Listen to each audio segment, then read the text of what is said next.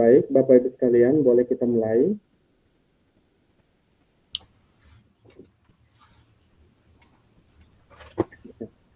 Baik, Bapak Ibu, selamat sore, salam sejahtera bagi kita sekalian. Assalamualaikum warahmatullahi wabarakatuh. Salam dan bahagia untuk kita semua.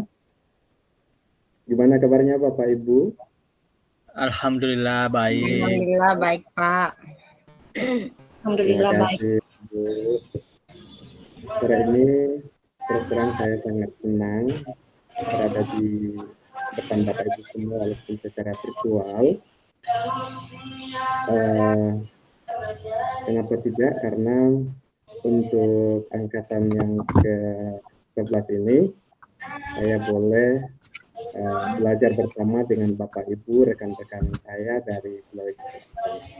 Bapak Ibu, sebelum saya lanjutkan, saya izin untuk share konten terlebih dahulu ya.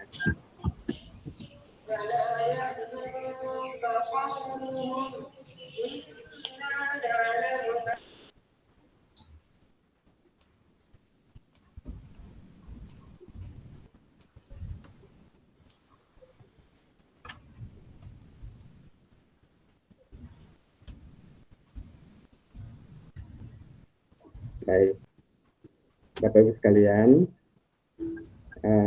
karena ini adalah pertemuan kita yang pertama, ada baiknya kita terlebih dahulu untuk saling kenal satu dengan yang lain. Nah, saya akan memperkenalkan diri terlebih dahulu. Nanti Bapak Ibu akan beri kesempatan untuk memperkenalkan diri masing-masing ya Bapak Ibu ya. Bentar Bapak Ibu, ini ada masalah ini.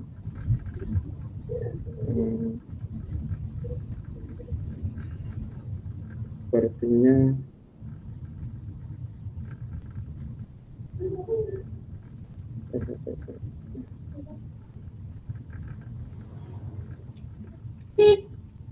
ya, oke baik. Bapak Ibu sekalian, perkenalkan, nama saya Yusuf Yokoyama, SPD, MPD. Saya berasal dari Tanah Toraja, Bapak Ibu, unit kerja di SMK Negeri 1 Tanah Toraja. Sedikit pengalaman saya di pendidikan guru penggerak. Saya pertama kali itu terlibat di dalam pendidikan guru penggerak pada angkatan yang pertama sebagai pengajar praktik. Kebetulan pada saat itu kami masih melaksanakan program PGP itu selama 9 bulan dan kebetulan waktu itu karena angkatan pertama Bapak Ibu saya ditempatkan di Kabupaten Pindrang selama 9 bulan. Jadi bisa dibayangkan Bapak Ibu pengalaman saya yang pertama itu di masa pandemi saya harus setiap bulan ke Kabupaten Pindrang untuk melakukan pendampingan dan lokakarya. Ya, jadi 1 minggu saya di sana baru pulang kembali. Kemudian Bapak Ibu, saya juga diberikan kepercayaan sebagai fasilitator calon guru penggerak di angkatan kelima kemarin dan kebetulan pada saat itu saya ditempatkan di Jawa Timur, Kabupaten Bojonegoro.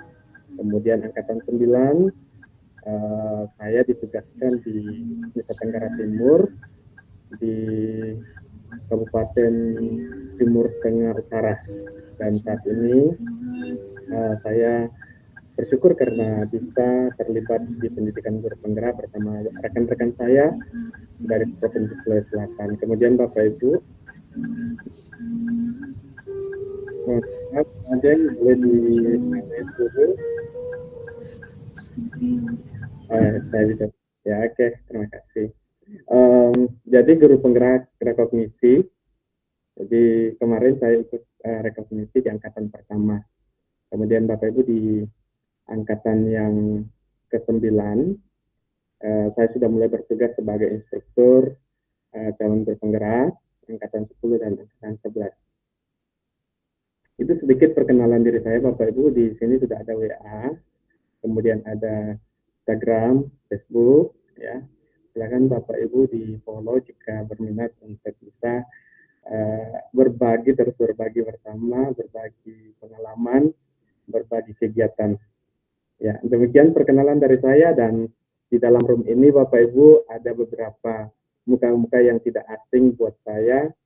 Ada senior saya di sini, jadi karena kebanyakan di sini saya lihat ada senior saya, sehingga saya tidak akan menggurui, tetapi kita akan berkolaborasi bersama untuk saling menguatkan satu dengan yang lain dalam pembelajaran selama 6 bulan ke depan.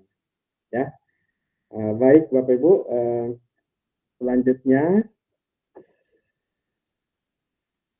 supaya ini adil ya, Bapak Ibu harus memperkenalkan diri satu persatu terlebih dahulu. Ya, boleh kita mulai dari siapa ya?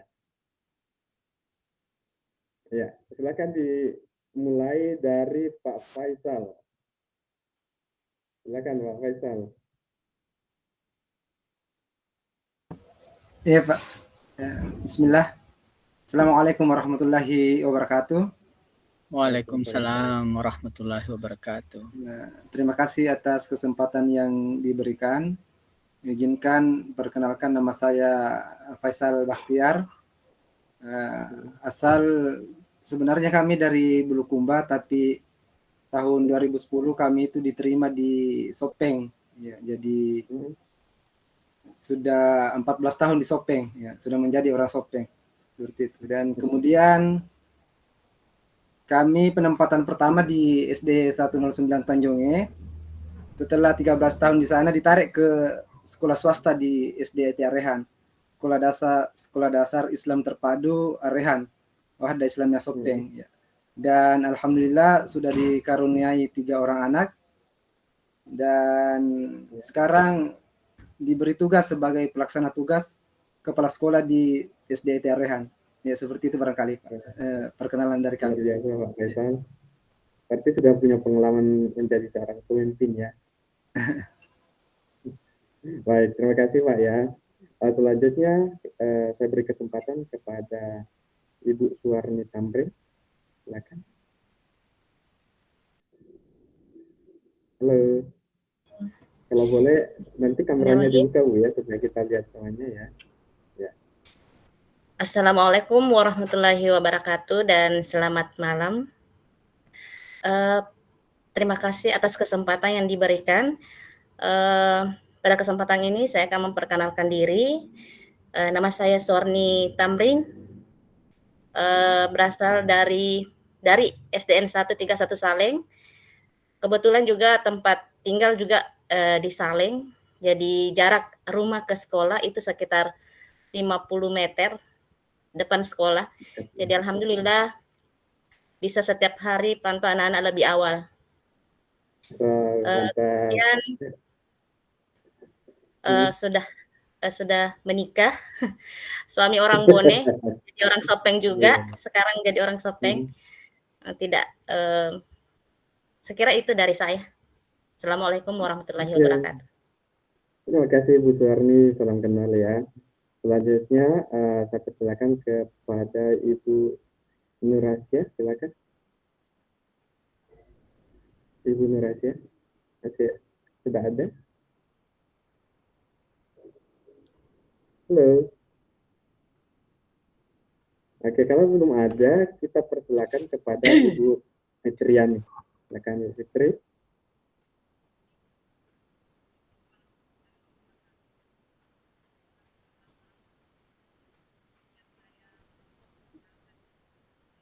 Silakan Bu Fitri.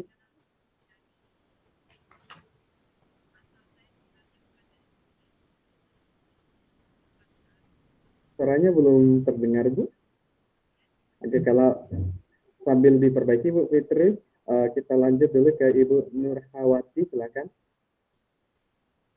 Iya Pak. Assalamualaikum warahmatullahi wabarakatuh. Waalaikumsalam. Salam kenal dari saya Pak. Saya mengajar mulai dari tahun 2011, terangkat di Desa Bulu Jalan Keleja, Permandian Wisata Alam Leja.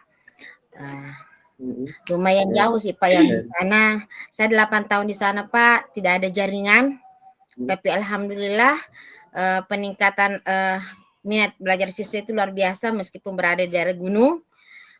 Kemudian saya dimutasi ke SD Kota yang sekarang ini Pak tahun 2018.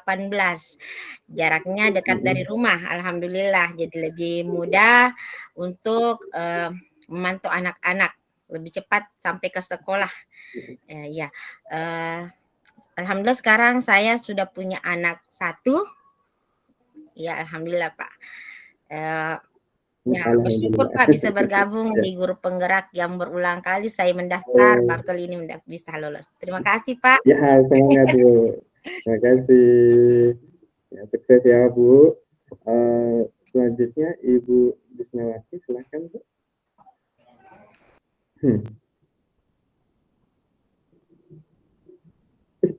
Melarikan diri.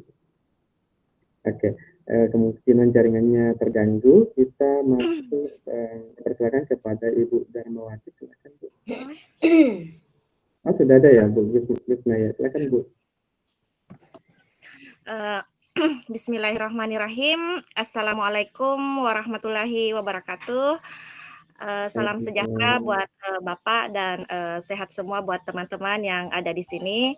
Nama saya Ibu Gusnawati, tempat mengajar saya di SD Negeri 67 Cangadi 1.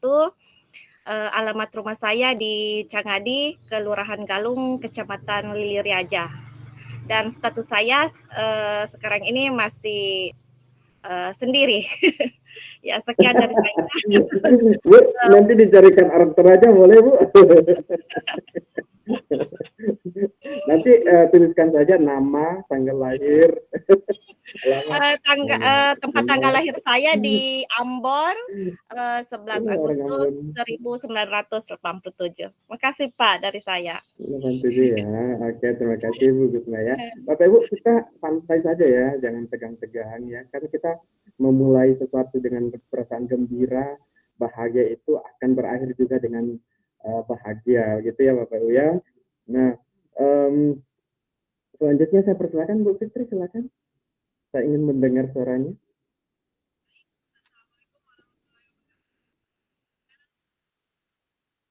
Suaranya belum muncul Bu.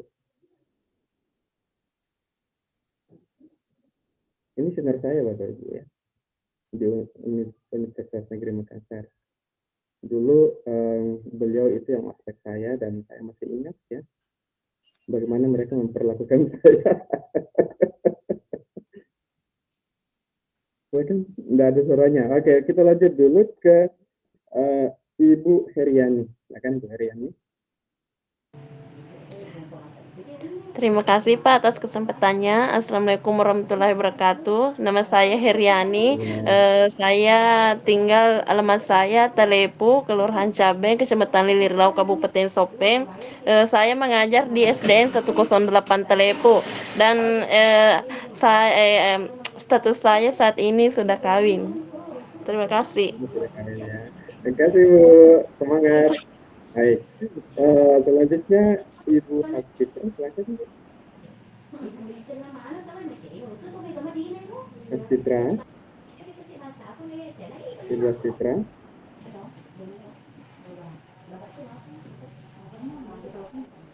Halo.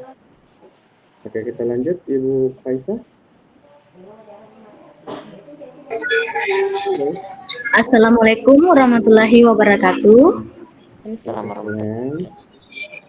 Terima kasih atas kesempatan yang telah diberikan kepada saya. Perkenalkan, nama saya Faisa, berasal dari Cabenge, Kelurahan Cabenge, Kecamatan Lilireaja, yang mengajar di SDN 120 Baru, yang dimana sekolah tersebut merupakan tempat saya dulu bersekolah, sehingga saya pengabdi di sekolah tersebut. Terima kasih, itu perkenalan dari saya. Assalamualaikum warahmatullahi wabarakatuh. Waalaikumsalam, terima kasih Bu atas perkenalan dari Bapak Ibu semua. Mohon maaf bagi Bapak Ibu yang belum bisa memperkenalkan diri karena pengaruh jaringan. Saya paham nanti dalam proses berikutnya besok kita akan bertemu kembali dalam ruang virtual ya Bapak Ibu ya. Oke. Izinkan Bapak Ibu untuk kita lanjutkan terlebih dahulu. Nanti dalam proses itu kita akan semakin lama, semakin dalam setiap proses yang kita lalui, mari kita melakukannya dengan perasaan gembira, ya, bahagia, ya, sehingga setiap tantangan-tantangan yang akan kita hadapi ke depan itu bisa dilalui bersama. Satu hal yang selalu saya tekankan ketika menjadi pendamping, menjadi fasilitator bagi Bapak Ibu CGP adalah bahwa mari Bapak Ibu kita berangkat bersama-sama, kita berjalan bersama-sama, lalu kemudian kita berharap kita bisa selesai bersama-sama.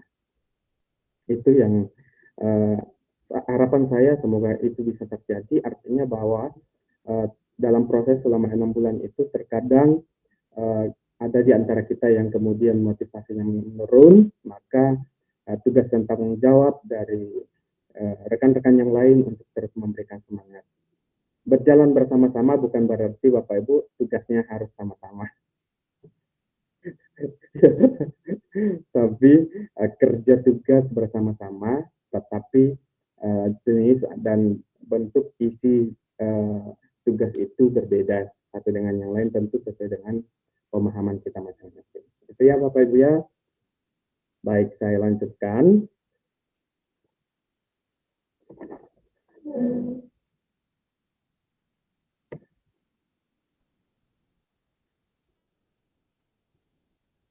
Ya, Bapak Ibu sekalian, materi kita pada saat ini untuk pertemuan kita yang pertama adalah pada tahapan eksplorasi konsep. Jadi kita sudah mulai dari tahapan yang pertama, yaitu mulai dari diri, di mana pada proses itu Bapak Ibu sekalian diharapkan untuk merefleksikan pemahaman Ki Hajar Dewantara yang dimulai dari diri kita masing-masing. Seperti apa pemahaman kita secara pribadi terkait dengan pemahaman Ki Hajar Dewantara, sehingga dalam tahapan mulai dari diri tidak ada pendapat yang salah atau tidak ada pendapat yang lebih benar. Jadi semuanya itu pendapat yang benar karena itulah pendapat kita. Pendapat awal kita. Nanti dalam proses berikutnya lalu kemudian kita semakin memahami apa maksud dari filosofi pemahaman Ki Hajar Dewantara. Sehingga Bapak Ibu saya berharap dalam setiap tahapan apa yang menjadi pemahaman Bapak Ibu itulah yang disampaikan di dalam setiap sesi di LMS yang ada, seperti itu Bapak Ibu. Nah berikut, jadi nanti kita menggunakan waktu 2 jam pembelajaran, di mana 1 jam itu 45 menit. Berikut Bapak Ibu identitas modulnya, refleksi filosofi pendidikan Indonesia Ki Hajar Dewantara, di mana sesi ini adalah forum diskusi bagaimana kita merefleksikan terkait dengan pemahaman kita tentang pemikiran Ki Hajar Dewantara, karena Bapak Ibu sudah belajar teori ya di tahapan sebelumnya terkait dengan pemahaman Ki Hajar Dewantara, maka nanti kita akan mencoba untuk menggali lebih jauh, mendalami melalui forum diskusi terkait dengan pemahaman ini. Kompetensi lulusan yang diharapkan, guru penggerak memahami peran dan alasan menjadi pemimpin pembelajaran, guru penggerak melalui refleksi diri yang terdokumentasi, mampu secara reguler mengidentifikasi kebutuhan, peningkatan kompetensi dan kematangan diri demi mendukung pembelajaran murid. Kemudian capaian umum modul, CGP mampu memahami pemikiran filosofi Ki Hajar Dewantara melalui refleksi kritis atas korelasi pemikiran KHD dengan konteks pendidikan lokal nasional pada saat ini. Kemudian CGP mampu mengambil pembelajaran dari pemikiran KHD untuk diterapkan sebagai pemimpin pembelajaran yang mengupayakan terwujudnya sekolah yang berpusat pada pengembangan karakter. Nah, capaian khusus itu diharapkan CGP untuk dapat memiliki pengetahuan tentang dasar-dasar pemikiran Ki Hajar Dewantara, keterampilan mengelola pembelajaran yang berpihak kepada murid, sikap reflektif dalam menerapkan pembelajaran yang merefleksikan dasar-dasar pemikiran Ki Hajar Dewantara dalam menuntun murid untuk mencapai kekuatan kodratnya. Agenda kita Bapak Ibu pembukaan itu sekitar 25 menit, kemudian refleksi kritis, ada dialog selama 20 menit, kemudian yang terakhir adalah refleksi dan umpan balik, dan terakhir penutup. Itu sesi yang akan kita lalui bersama Bapak Ibu pada malam hari ini. Nah, tujuan pembelajaran peserta mampu memberikan perspektif reflektif. Jadi, untuk diskusi kita pada malam hari ini, kita berharap Bapak Ibu bisa memberikan perspektif refleksi kritis tentang pemikiran filosofi pendidikan Ki Hajar Dewantara di dalam forum diskusi. Jadi, kalau Bapak Ibu sudah belajar kemarin terkait dengan materi-materi yang ada di LMS, maka mari Bapak Ibu kita coba untuk menggali pemahaman kita, merefleksikan terkait dengan pemahaman-pemahaman tersebut. Ini adalah aktivitas sesi Bapak Ibu, pembukaan 25 menit, kemudian refleksi kritis itu 30 menit, dialog, kemudian refleksi umpan balik itu 10 menit dan penutup. Nah, berikut Bapak Ibu kesepakatan kelas. Jadi, dalam setiap sesi yang akan kita lalui secara virtual, Bapak Ibu, akan selalu ada kesepakatan kelas yang akan menjadi pedoman kita di dalam proses, sehingga kita berharap setiap forum diskusi atau forum virtual ini bisa berjalan dengan baik. Yang pertama Bapak Ibu, ini adalah konsep, saya berharap Bapak Ibu bisa memberikan masukan ketika ada hal-hal yang perlu untuk diperbaiki atau ditambahkan. Yang pertama adalah seluruh peserta memiliki kesempatan untuk berpendapat. Silakan Bapak Ibu memberikan reaksi apakah setuju atau tidak. Setuju, Bapak Pak. Ibu boleh menggunakan reaksinya, Siap. reaksi yang di bawah ini. Setuju. Jempol. Kalau tidak setuju, pakai jempol ke bawah, gitu Bapak Ibu ya. Ya. Ada di bawah reaksi, silakan. Kemudian yang kedua, berpikiran terbuka dan saling menghormati satu dengan yang lain. Apakah Bapak Ibu setuju? Oke. Ya, silakan Ibu Rahma, mungkin ada yang mau disampaikan? Tertindis Pak, maaf. Oke. Ya, enggak apa-apa Bu. Yang berikut adalah jika ada satu peserta berbicara, maka peserta yang lain mendengarkan. Sepakat Bapak Ibu? Baik. Berikut yang keempat, berpendapat setelah dipersilakan. Setuju? Ya. Berpartisipasi penuh. Jadi dari awal sampai terakhir kita berharap Bapak Ibu semua boleh berpartisipasi dan terlibat secara penuh di dalam proses, memberikan pendapat, memberikan masukan dan sebagainya terhadap tugas-tugas yang disampaikan oleh rekan kita.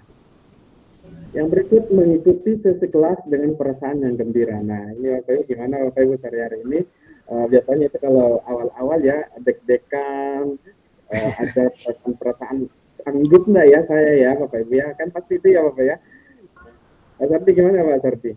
Ada enggak perasaan sanggup nggak ya saya ya? Bisa enggak, karena katanya itu PGP itu menjadi CGP itu banyak sekali tugas-tugasnya. Bisa enggak ya? Itu Bapak Ibu dialami oleh rekan-rekan kita yang lain. Selama saya mendampingi mereka itu di awalnya mereka seperti itu, tetapi dalam prosesnya mungkin karena sudah lama, semakin lama mereka semakin terbiasa, sehingga Bapak Ibu ketika selesai PGP mereka seakan-akan ada sesuatu yang hilang ketika mereka tidak membuka lagi LMS-nya. Nah, gitu ya. Nah, saya berharap kita semua begitu Bapak Ibu. Mari kita mulai hari ini untuk selalu bergembira di dalam melaksanakan setiap sesi-sesi yang ada. Masih ada tambahan Bapak Ibu dari untuk kesepakatan kita? Silakan. Ya, kalau ada yang mau ditambahkan, silakan Bapak Ibu.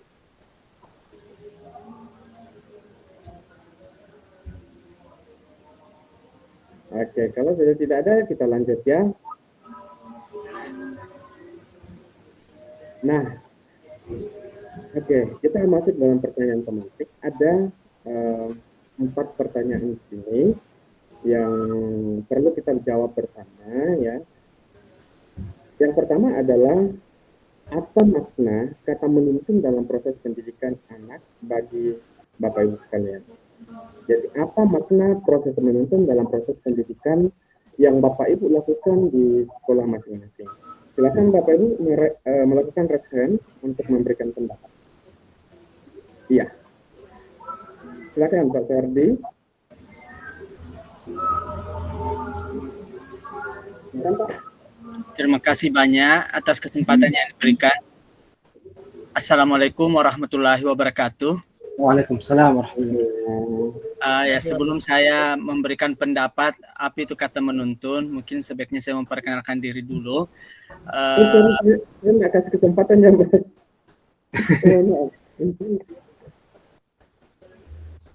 Iya, Pak. Tadi saya nggak kasih kesempatan ya, Pak ya. Pak Suardi, pengajar praktik atau guru penggerak? Guru penggerak CGP. Tadi tidak dikasih kesempatan. Iya.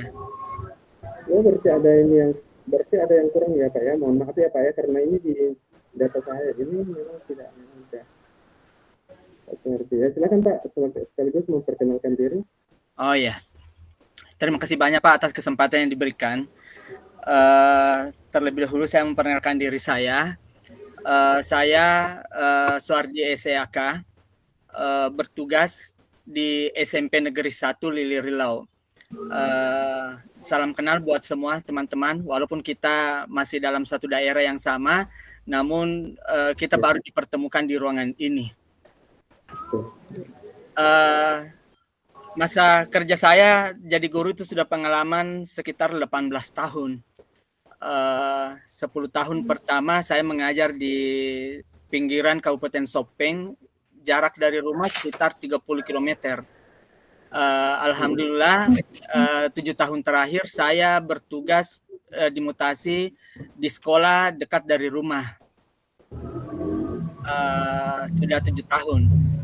Tambahan saya istri 1, alhamdulillah, anak 1. Istri saya bertugas di daerah Palu, Sulawesi Tengah. Istri saya mengajar di Universitas Al-Herat, tapi jarak yang berjauhan tidak mengurangi niat saya untuk ikut di guru penggerak. Mantap. Dan memang saya baru kesempatan bergerak di angkatan 10. Parkir dan berkesempatan masuk di angkatan ke-11 ini. Demikian perkenalan saya, Pak. Ini ada kata menuntun dalam proses pembelajaran, proses mendidik anak. Kalau bagi saya, menuntun itu memberikan makna kita, bagaimana kita mengarahkan dan memberikan bimbingan kepada peserta didik. Dalam artian kita harus selalu berdampingan, selalu berada di tengah-tengah mereka untuk memberikan support apa yang ingin dicapai. Dalam artian bimbingan harus selalu ada. Itu kata menuntun. Itu pendapat saya dulu, Pak. Terima kasih atas kesempatannya. Wassalamualaikum warahmatullahi wabarakatuh. Oke, terima kasih Pak Suardi. Berikan reaction untuk Pak Suardi. Baik, jadi menuntun menurut Pak Suardi adalah memberikan bimbingan, ya Pak ya, terhadap anak-anak. Silakan Bapak Ibu yang lain, saya persilakan kepada Ibu Nur Sawati, silakan. Ya Pak, terima kasih atas ya, terima kasih Pak atas kesempatannya. Mirip dengan Bapak Suardi bahwa kita sebagai guru bertugas untuk membantu anak-anak mengarahkan siswa dalam hal mencari apa yang mereka butuhkan, melayani mereka sesuai dengan karakternya, karena setiap orang itu berbeda karakternya, supaya apa yang kita harapkan dalam pembelajaran itu, tujuan pembelajaran itu tercapai, maka kita harus selalu ada di sampingnya, mengarahkan, membimbingnya sesuai dengan kebutuhannya mereka, Pak. Terima kasih. Oke, terima kasih Bu Nur. Berada di samping mereka, mendampingi mereka untuk mencapai potensi diri mereka ya Bu ya. Baik, silakan Ibu Suarni untuk menambahkan. Ya, terima kasih atas kesempatannya. Em, Seperti yang telah dipaparkan oleh Bapak dan Ibu sebelumnya, bahwa kata menuntun itu bisa berarti mengarahkan peserta didik untuk belajar, kita melayani dan mengarahkan kita sebagai kita bisa bertindak sebagai sumber informasi, bisa sehingga menuntun anak-anak yang setiap anak yang memiliki karakteristiknya untuk mencapai apa yang diinginkan, untuk mencapai untuk memperbaiki tingkah lakunya dan memperbaiki tingkah lakunya dengan tidak memaksakan kehendak kita terhadap peserta didik. Demikian dari saya. Terima kasih Bu Suwarni, luar biasa. Jadi setiap anak memiliki karakter sehingga tugas kita sebagai guru adalah menuntun mereka. Begitu ya Bu Suwarni ya. Ya baik, Ibu Mas Citra silakan.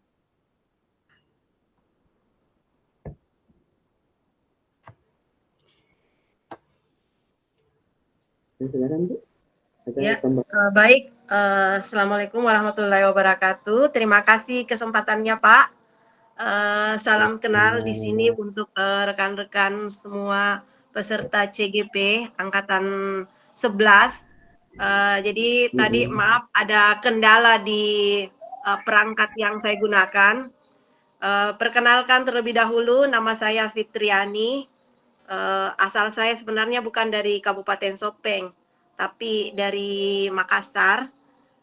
Dan kebetulan di tahun 2009 saya diterima di SMK Negeri 1 Sopeng. Kemudian menurut saya, jadi makna atau proses menuntun pendidikan bagi anak itu adalah suatu proses di mana dalam proses itu akan berjalan suatu kita sebagai guru untuk bisa bagaimana mengarahkan dan bagaimana membimbing anak untuk mencapai apa yang dicita-citakan atau yang menjadi tujuan daripada selama proses pendidikan tersebut. Itu menurut pendapat saya. Terima kasih. Oke, terima kasih Bu Fitriani, mendampingi anak untuk mencapai tujuan pendidikan, apa yang menjadi tujuan pendidikan ya. Oke. Selanjutnya Ibu Hasfitra silakan Bu. Kenapa kita harus menuntun? Maaf Pak, saya kebetulan ini pakai dua perangkat. Kebetulan untuk satunya saya pakai laptop, yang satu saya pakai handphone. Jadi untuk laptop itu bermasalah di audio. Jadi untuk audionya dan saya enggak keluar di laptop. Soalnya kalau saya keluar tulisannya di handphone itu kecil. Oke. Silakan nanti Bu diperbaiki, kan sudah berguru ke Pak Edi Sabara, kepada siapa lagi? Siap Adinda. Siap Dinda. Oke, baik. Terima kasih. Ya, silakan Bu Citra, mungkin ada yang perlu ditambahkan lagi. Terima kasih Pak atas kesempatan yang diberikan kepada saya. Sebelumnya izinkan saya untuk memperkenalkan diri. Nama saya Hasfitra Rahmi dari SDN 101 Pajalesang. Dan kebetulan saya mengajar di Kabupaten Sopeng, tapi saya bukan orang Sopeng karena hanya kebetulan mendapatkan jodoh orang Sopeng. Jadi saya ditempatkan di Sopeng seperti ini Pak. Mungkin rekan-rekan yang lain sudah ada yang mengetahui saya. Bagi teman-teman yang belum berkenalan dengan saya, salam kenal ya Bapak dan Ibu guru hebat. Sebagaimana dari pertanyaan Bapak tadi bahwa apa makna menuntun dalam proses pendidikan anak bagi saya, kalau menurut saya Pak, makna dari kata menuntun itu adalah mengarahkan anak, membimbing mereka sesuai dengan potensi yang mereka miliki tanpa harus mengubah apa yang telah mereka miliki. Hanya seperti itu saja Pak. Oke, terima kasih, semakin kuat ya Bapak Ibu ya, apa yang disampaikan Mas Citra itu menjadi kesimpulan terkait dengan kenapa kita harus menuntun anak-anak. Kita harus menuntun mereka seperti yang dikatakan Bu Citra, bahwa anak-anak itu sudah memiliki kekuatan kodratnya. yang dibawanya sejak lahir, sehingga tugas kita untuk semakin menyebabkan laku-lakunya itu, kodratnya itu melalui proses menuntun. Nah, sebenarnya banyak pertanyaan kalau di LMS itu, banyak pertanyaan Bapak Ibu yang mengatakan, sudahkah kita menuntun dalam proses pendidikan kita? Itu kan refleksi kita masing-masing ya, Bu ya. Pak Faisal, supaya tidak kecewa, silakan Pak. Ya Pak, terima kasih. Bapak Ibu ya. Tetap dipertahankan ya. Ya Pak, terima kasih atas kesempatan yang diberikan kepada kami. Jadi makna kata menuntun dalam proses pendidikan anak bagi kami adalah tentunya kami sebagai pendidik yang untuk membantu negara dalam tujuannya, yaitu mencerdaskan kehidupan bangsa, harus selalu hadir untuk menggali potensi anak-anak kita seperti itu. Dan tentunya kami juga harus memberikan bentuk teladan kepada anak-anak kita untuk penguatan karakternya, untuk akhlak mulia. Jadi itu mungkin makna kata menuntun bagi saya, Pak. Terima kasih. Ya, terima kasih Pak Faisal, semakin lengkap, semakin dikuatkan Bapak Ibu. Nah, berikut kita akan masuk dalam pertanyaan kedua. Ini terkait dengan bagaimana konteks menuntun ini kita sesuaikan dengan kehidupan sosial budaya kita. Ini Bapak Ibu akan kuatkan lagi besok dalam ruang kolaborasi, sehingga nanti Bapak Ibu diharapkan untuk semakin memahami bagaimana proses menuntun ini dimaknai dalam konteks sosial budaya di daerah kita masing-masing. Kemudian apa yang dapat dilakukan untuk mewujudkan pendidikan anak yang relevan dengan konteks sosial budaya di daerah kita masing-masing. Di eksplorasi konsep Bapak Ibu, kita sudah pelajari bahwa setiap anak itu harus dididik sesuai dengan kodrat alamnya, ya. Nah, karena itu mari kita mencoba untuk menghubungkan kata menuntun ini sesuai dengan konteks sosial budaya yang ada di daerah kita masing-masing, bukan mengadopsi budaya-budaya orang lain. Jadi tentu kita harus sesuaikan dengan budaya kita masing-masing. Mari Bapak Ibu, Ibu Gusnawati silakan memberikan pendapat. Terima kasih atas kesempatan yang diberikan. Nama saya Gusnawati dari SD Negeri 67 Canggadi 1, Kelurahan Galung, Kecamatan Liriaja. Baiklah, menurut saya kata menuntun berdasarkan dalam konteks sosial budaya, yaitu dengan mewujudkan pendidikan anak yang relevan berdasarkan konteks budaya, kita bisa menyisipkan dalam pembelajaran nilai-nilai budaya, misalnya pakaian adat, lagu tradisional, atau apa yang ada di daerah kita. Terima kasih kesempatan yang diberikan, Pak. Oke, Bu Gusna, kalau di Sopeng konteks sosial budaya yang terkait dengan itu apa, Bu? Contohnya? Biasanya kita sering mengajarkan kepada anak-anak alat tradisional, pakaian adat yang ada di daerah kami, dan lagu-lagu khas yang ada di daerah kami, Pak. Oke, baik. Terima kasih, Bu ya. Oke, mohon maaf Pak Sardi, saya berikan kesempatan dulu ke Ibu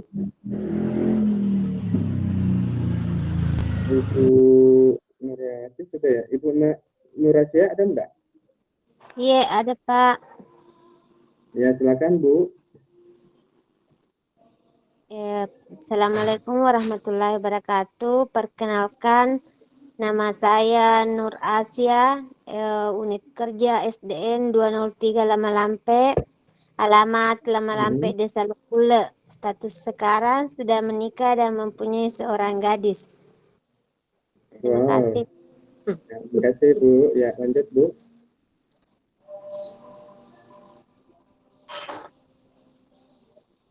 Silakan Bu. Makna menuntun dalam konteks sosial budaya kita.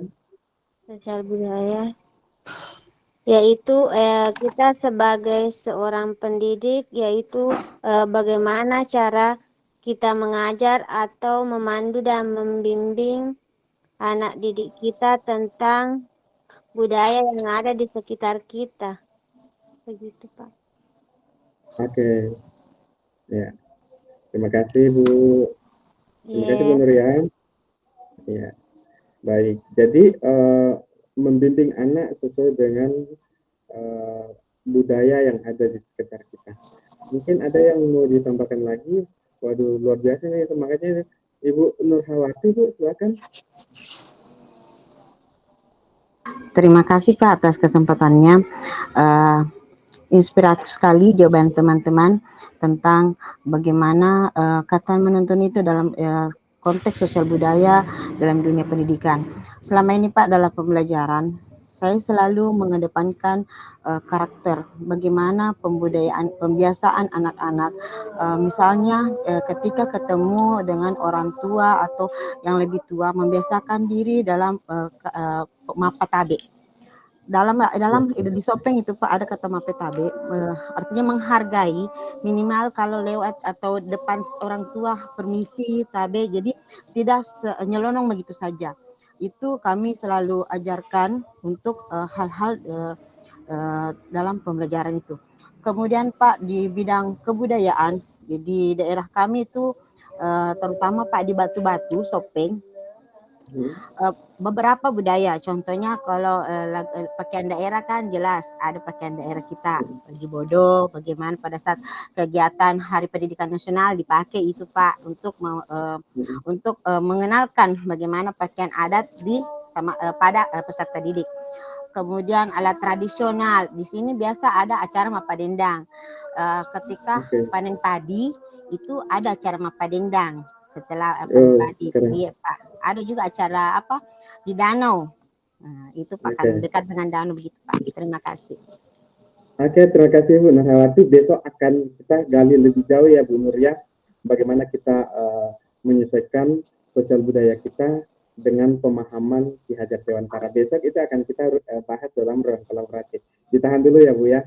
Baik, mohon maaf untuk kedua Bapak Ibu yang present. Kita lanjut ke nomor 3 saja ya Bapak Ibu ya, karena ada batasan waktu untuk sesi ini. Mengapa pendidikan murid perlu mempertimbangkan kodrat alam dan kodrat zamannya? Bapak Ibu kemarin sudah belajar tentang kodrat alam dan kodrat zaman.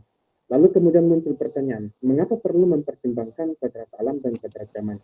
Bapak Ibu, saat ini terjadi berbagai macam kritikan terhadap kurikulum merdeka. Sehingga dengan harapan Bapak Ibu memahami kodrat alam dan kodrat zaman ini, Bapak Ibu bisa menjadi bagian dari untuk menjelaskan kepada masyarakat terkait dengan kenapa kurikulum harus berubah ya, gitu ya, Bapak Ibu.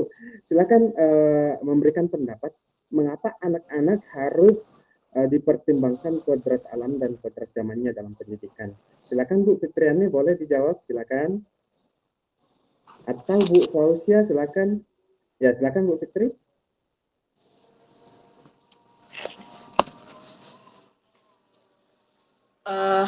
Baik, jadi menurut saya kenapa pendidikan murid itu perlu mempertimbangkan kodrat alam dan kodrat zaman. Jadi bahwa murid itu memiliki kodratnya atau kodrat alam atau kodrat dalam hal ini adalah sifat bawaan yang dimana kita di sini tidak harus merubah apa yang murid itu lakukan, tapi kita sifatnya hanya menuntun mereka dan mengarahkan mereka. Sementara untuk kodrat zaman mengikuti perkembangan zaman yang ada saat ini. Itu yang sementara ini yang saya pahami. Terima kasih. Terima kasih Bu Fitri. Jadi gimana Bu Fitri? Kalau kurikulum berubah setiap saat gimana Bu? Sepakat atau tidak? Sebenarnya untuk kurikulum yang berubah setiap saat itu tidak terlalu kurang karena belum satunya belum tuntas, yang lain lagi ada, sehingga itu sempat membingungkan kita sendiri. Makanya dengan adanya kurikulum merdeka yang mana murid dan guru itu merdeka untuk belajar, ini sebenarnya kalau dilihat dari kurikulum merdeka yang ada itu kembali ke kurikulum KBK yang pernah ada di tahun 80-an. Kalau itu yang saya amati. Oke, terima kasih Bu Fitri, itu pendapatnya Ibu ya, luar biasa. Nanti akan semakin kita akan semakin memahami kenapa kita harus menyesuaikan pendidikan pembelajaran kita dengan kodrat zaman, begitu juga dengan kodrat alam, ya, dalam proses berikutnya.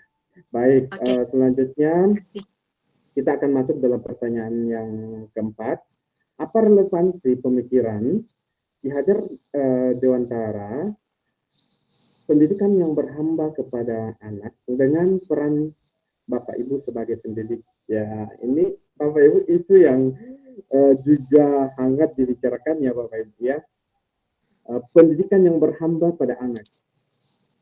Ya, banyak orang yang komplain tentang hal ini ketika saya membawakan materi ke sekolah-sekolah, karena kalau saya biasanya itu mendahului dengan pendidikan KD dalam mengimplementasikan kurikulum Merdeka. Ini sebenarnya dasarnya Bapak Ibu. Pendidikan yang berhamba kepada murid. Apa relevansi pemikiran Ki Hajar Dewantara pendidikan berhamba kepada murid dengan peran Bapak Ibu sebagai pendidik? Silakan Bapak Ibu memberikan pendapat. Ini keren Bapak Ibu. Kalau kita semakin banyak orang yang berpendapat. Nah, Ibu Faisyah dulu ya, karena Ibu Fitri tadi saya turunkan dulu. Silakan, Ibu Faisyah. Ya, terima kasih atas kesempatan yang telah diberikan kepada saya. Relevansi pendidikan yang berhamba pada anak, yang artinya di mana seorang pendidik harus memahami perannya yang bukan hanya sebagai pengajar, tapi juga sebagai fasilitator yang bisa memotivasi anak-anak dan membimbing anak-anak sehingga anak-anak tersebut merasa senang dan bahagia dalam mengikuti pembelajaran. Itulah pendapat dari saya. Sekian. Assalamualaikum warahmatullahi wabarakatuh. Oke, terima kasih Bu Faisyah, luar biasa. Selanjutnya Bu Suwarni, silakan. Terima kasih untuk kesempatannya. Sebenarnya saya termasuk yang protes pertama kali ketika saya mendengar kata menghamba pada anak. Waktu suami masuk CGP Angkatan 8, dia sering bicarakan tentang menghamba kepada anak. Jadi saya protes, apakah tidak ada kata lain selain menghamba pada anak? Karena menurut yang saya pahami, menurut saya pribadi yang secara yang saya tahu bahwa menghamba itu hanya hamba manusia kepada Tuhannya, atau seseorang yang hamba sahaya kepada tuannya. Jadi menghamba itu seperti kita kalau menurut yang sebelumnya, sebelum pelajari lebih selanjutnya tentang pemikiran Ki Hajar Dewantara, bahwa menghamba itu dari kata menghamba itu seperti kita tidak punya status di hadapan siswa kayak begitu, kayak lebih rendah dari siswa. Tapi setelah mempelajari 2 hari ini belajar tentang Ki Hajar Dewantara, ternyata pendidikan yang menghamba pada anak itu artinya melayani dengan tulus tanpa pamrih kebutuhan anak untuk mencapai kebahagiaannya, sehingga anak ini nanti tidak salah jalan. Jadi itu mungkin perbedaan antara kata menghamba pada anak yang sebelum saya pelajari tentang pemikiran Ki Hajar Dewantara dengan yang sekarang yang setelah saya pelajari. Demikian dari saya. Terima kasih. Luar biasa Bu Suwarni pemahamannya. Berhamba kepada murid berarti melayani dengan sepenuh hati, ya, sepenuh hati. Terima kasih Bu Suwarni, nanti saya kuatkan ya Bu. Bu Gusna, silakan Bu Gusna. Terima kasih atas kesempatan yang diberikan. Apa relevansi pemikiran Ki Hajar Dewantara pendidikan yang berhamba pada anak dengan peran sebagai pendidik? Kalau menurut saya Pak, yaitu sebagai pamong yang dapat mendidik anak sesuai dengan minat atau potensi yang dimiliki oleh anak agar apa yang dimiliki anak-anak bisa kita lihat apa yang menjadi kelebihan anak-anak. Sekian kepada saya, Pak. Terima kasih Bu Gusna, luar biasa. Pak Suwardi untuk terakhir ya, silakan. Oh, betul juga. Terima kasih banyak. Silakan. Ya, atas kesempatan yang kedua kalinya untuk berpendapat bagaimana pendidikan yang berhamba pada anak. Jadi pada dasarnya saya sependapat sekali tadi dengan pendapat Ibu Suwarni dan Ibu yang Bu Gusna kah yang tadi. bukan, Eh, bukan ya. Saya sangat setuju juga dengan adanya kata menghamba. Menghamba di sini bukan berarti kita mau menyembah anak-anak. Kita harus pahami bahwa anak-anak itu memiliki kebutuhan, memiliki potensi. Kita hanya memiliki peran bagaimana merangkul mereka dan membimbing mereka memahami apa yang menjadi keinginan mereka. Karena dalam mendidik anak-anak harus berkelanjutan, bukan mendidik 1 hari 2 hari selesai. Ini butuh proses yang berkelanjutan yang harus dibarengi dengan sentuhan kasih sayang dari seorang pendidik. Nah, inilah penyatuan makna menghamba. Ya, kita harus memahami apa keinginan mereka, apa kebutuhan mereka, kita rangkul dan sama-sama berbarengan mengantar mereka ke gerbang pintu emas yang mereka inginkan. Jadi seperti itu gambaran saya. Ini luar biasa Ki Hajar Dewantara menitipkan sama kita semua untuk kita wariskan dan kita lanjutkan kepada anak-anak kita. Ya, terima kasih Pak. Ya. Itu pendapat saya. Assalamualaikum Terima kasih warahmatullahi wabarakatuh. Pak Serdi, luar biasa. Proses yang terus-menerus sehingga dibutuhkan ketulusan keikhlasan ya Bapak ya. Baik, Pak Faisal silakan terakhir ya Pak ya. Terima kasih kesempatannya. Jadi relevansi pemikiran KHD pendidikan yang berhamba pada anak dengan peran saya sebagai pendidik ini sangat erat kaitannya, karena kenapa? Ketika kita menerapkan pemikiran KHD di kehidupan kita sehari-hari sebagai pendidik, insya Allah kita akan menyiapkan generasi-generasi terbaik. Karena kenapa? Karena kita berpusat kepada anak-anak ya. Kita memberikan seluruh potensi anak-anak, kita mengenalkan mereka apa potensi sebenarnya anak-anak ini. Kemudian kita kembangkan seperti itu. Artinya kita berpusat pada anak-anak, memberikannya kesempatan untuk menggali potensinya dan kita arahkan ya, sehingga insya Allah dengan berpusat kepada anak-anak ini, generasi emas itu insya Allah akan dengan izin Allah akan bisa kita raih seperti itu. Betul. Terima kasih Pak Faisal, luar biasa. Bapak Ibu berikan aplaus untuk kita semua. Ya, baik Bapak Ibu semua.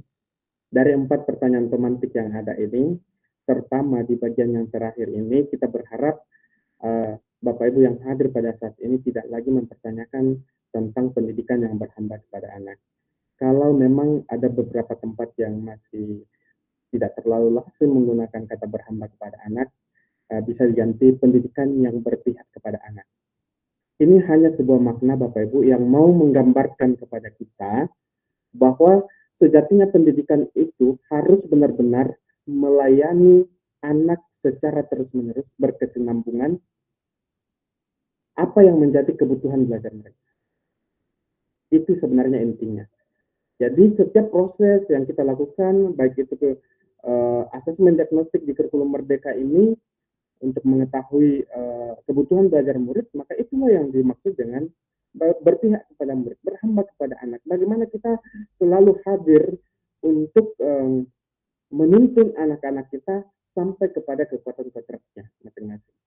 Itu sebenarnya yang diharapkan. Jadi ini harus benar-benar Bapak Ibu maknai sebagai calon guru penggerak, sehingga kita bisa terhindar dari misalnya sekarang ini adanya keluhan-keluhan yang begitu luar biasa ya, akan adanya katanya kurikulum Merdeka itu memberatkan dan sebagainya, padahal sebenarnya hanya kurikulum Merdeka hanya ingin supaya kita kembali kepada esensi pendidikan yang sebenarnya, yaitu kita berpihak kepada anak.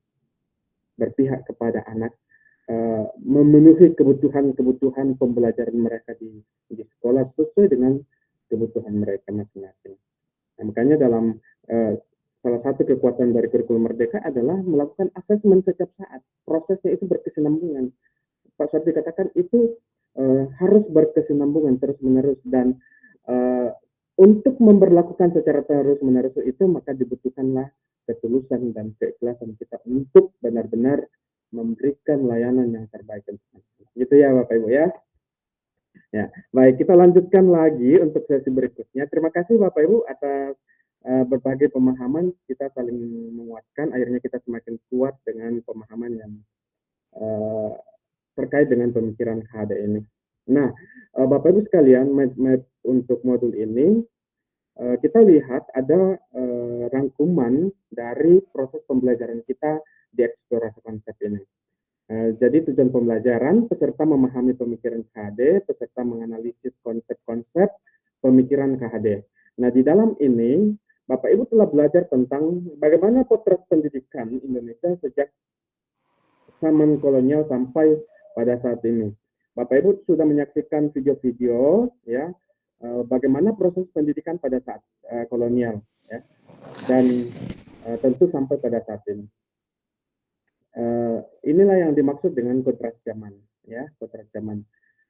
Pendidikan saat kolonial, pada saat zaman kolonial itu tidak mungkin sama dengan penerapan pendidikan saat ini karena zamannya berbeda. Tentunya harus disesuaikan dengan kebutuhan kita saat ini. Kalau kita menerapkan sistem kolonial untuk saat ini, maka banyak hal, banyak dampak-dampak negatif yang bisa saja terjadi untuk anak-anak kita. Nah, berikut kerangka pemikiran Ki Hajar Dewantara. Bapak Ibu sudah belajar tentang dasar-dasar pendidikan ya menurut Ki Hajar Dewantara, kemudian metode yang disampaikan oleh Montessori, Froebel, dan Taman Anak. Jadi tiga teori ini sebenarnya menekankan pada bagaimana kita lebih menekankan kepada penggunaan panca indera ya, panca indera. Kemudian kalau Froebel itu lebih kepada panca indera dan pembelajaran yang bermain, menggunakan metode-metode bermain dalam pembelajaran yang menyenangkan. Kalau Taman Anak, Bapak Ibu, ini adalah pemahaman Ki Hajar Dewantara yang mengkombinasikan antara dua metode ini.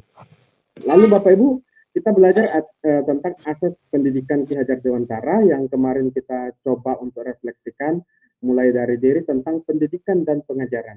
Ya, apa hubungan antara pendidikan dan pengajaran? Bahwa pengajaran itu adalah bagian dari pendidikan, sehingga kedua pendidikan itu harus berjalan, pengajaran juga itu harus berbarengan. Ya, apa itu pendidikan? Saya kira Bapak Ibu sudah sangat paham. Pengajaran apa itu pengajaran? Saya kira semua sudah dipelajari ya, bahwa pengajaran itu terkait dengan bagaimana kita membelajarkan kompetensi materi-materi, kemudian pendidikan itu terkait dengan bagaimana kita menuntun anak untuk mencapai kekuatan kodratnya sehingga mereka bisa mencapai kebahagiaan sebagai manusia dan sebagai warga masyarakat. Lalu kemudian interpretasi pemikiran Ki Hajar Dewantara, budi pekerti Bapak Ibu, bahwa menyatunya antara gerak, pikiran, dan perasaan dalam proses cipta, rasa, karsa, dan karya. Artinya bahwa cipta, rasa, dan karsa, dan karya ini harus menyatu, ada di dalamnya, sehingga dengan adanya pemahaman seperti ini, kita berharap anak-anak kita itu benar-benar ketika mereka melakukan sesuatu, ciptanya jalan, rasanya jalan, karsanya jalan, dan karyanya itu bisa berjalan dengan baik, dalam satu kesatuan. Kemudian kodrat alam dan kodrat zaman, sifat dan bentuk lingkungan di mana anak berada itu adalah kodrat alam. Kemudian isi dan irama itu terkait dengan kodrat zaman.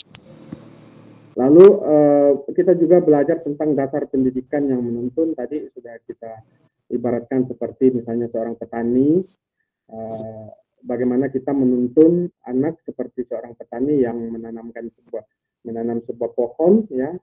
Kemudian kita bertugas hanya untuk merawatnya, menjaganya dari hama sampai dia bertumbuh, menyiramnya setiap saat sehingga suatu saat dia akan bertumbuh dan berbuah sesuai dengan kodratnya. Kalau kita menanam jagung, maka tentu kita dia akan berbuah jagung ya. Kita tidak boleh berharap untuk dia tumbuh jadi berbuah menjadi tanaman yang lain. Kemudian pendidikan adalah pamong, bagaimana kita memberikan seperti yang dikatakan Ki Hajar Dewantara, Tuturi Andayani, Ingar Susun Tulodo, dan maju bangun karso, berada di depan menjadi teladan, memberikan motivasi, mendorong dari belakang. Itu yang harus kita lakukan sebagai seorang pendidik. Nah, ini sedikit gambaran-gambaran. Saya berharap dari semua mind map yang ada ini Bapak Ibu mulai terpantik untuk memikirkan kembali apa yang sudah dipelajari kemarin. Silakan kembali direfleksikan ya Bapak Ibu setelah selesai sesi ini. Saya lanjutkan.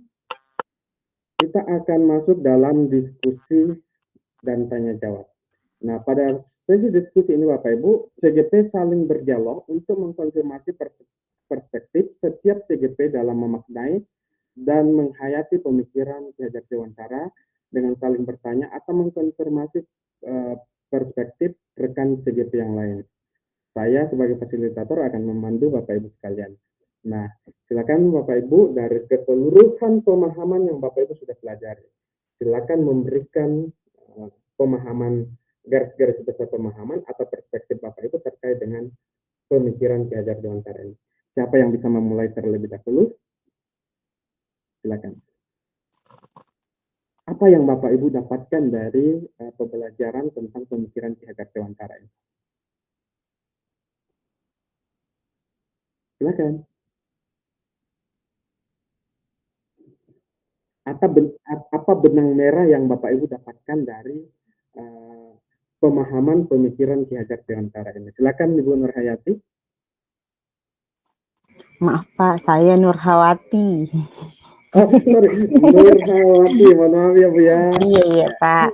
Terima kasih. Soalnya belum terbiasa ya Bu ya, jadi namanya masih kerja gitu. Iya. Siap. Iya Pak, terima kasih. Setelah mempelajari dari awal sampai malam ini, saya memiliki pemikiran bahwa pemikiran KHD ini, Ki Hajar Dewantara ini kompleks banget.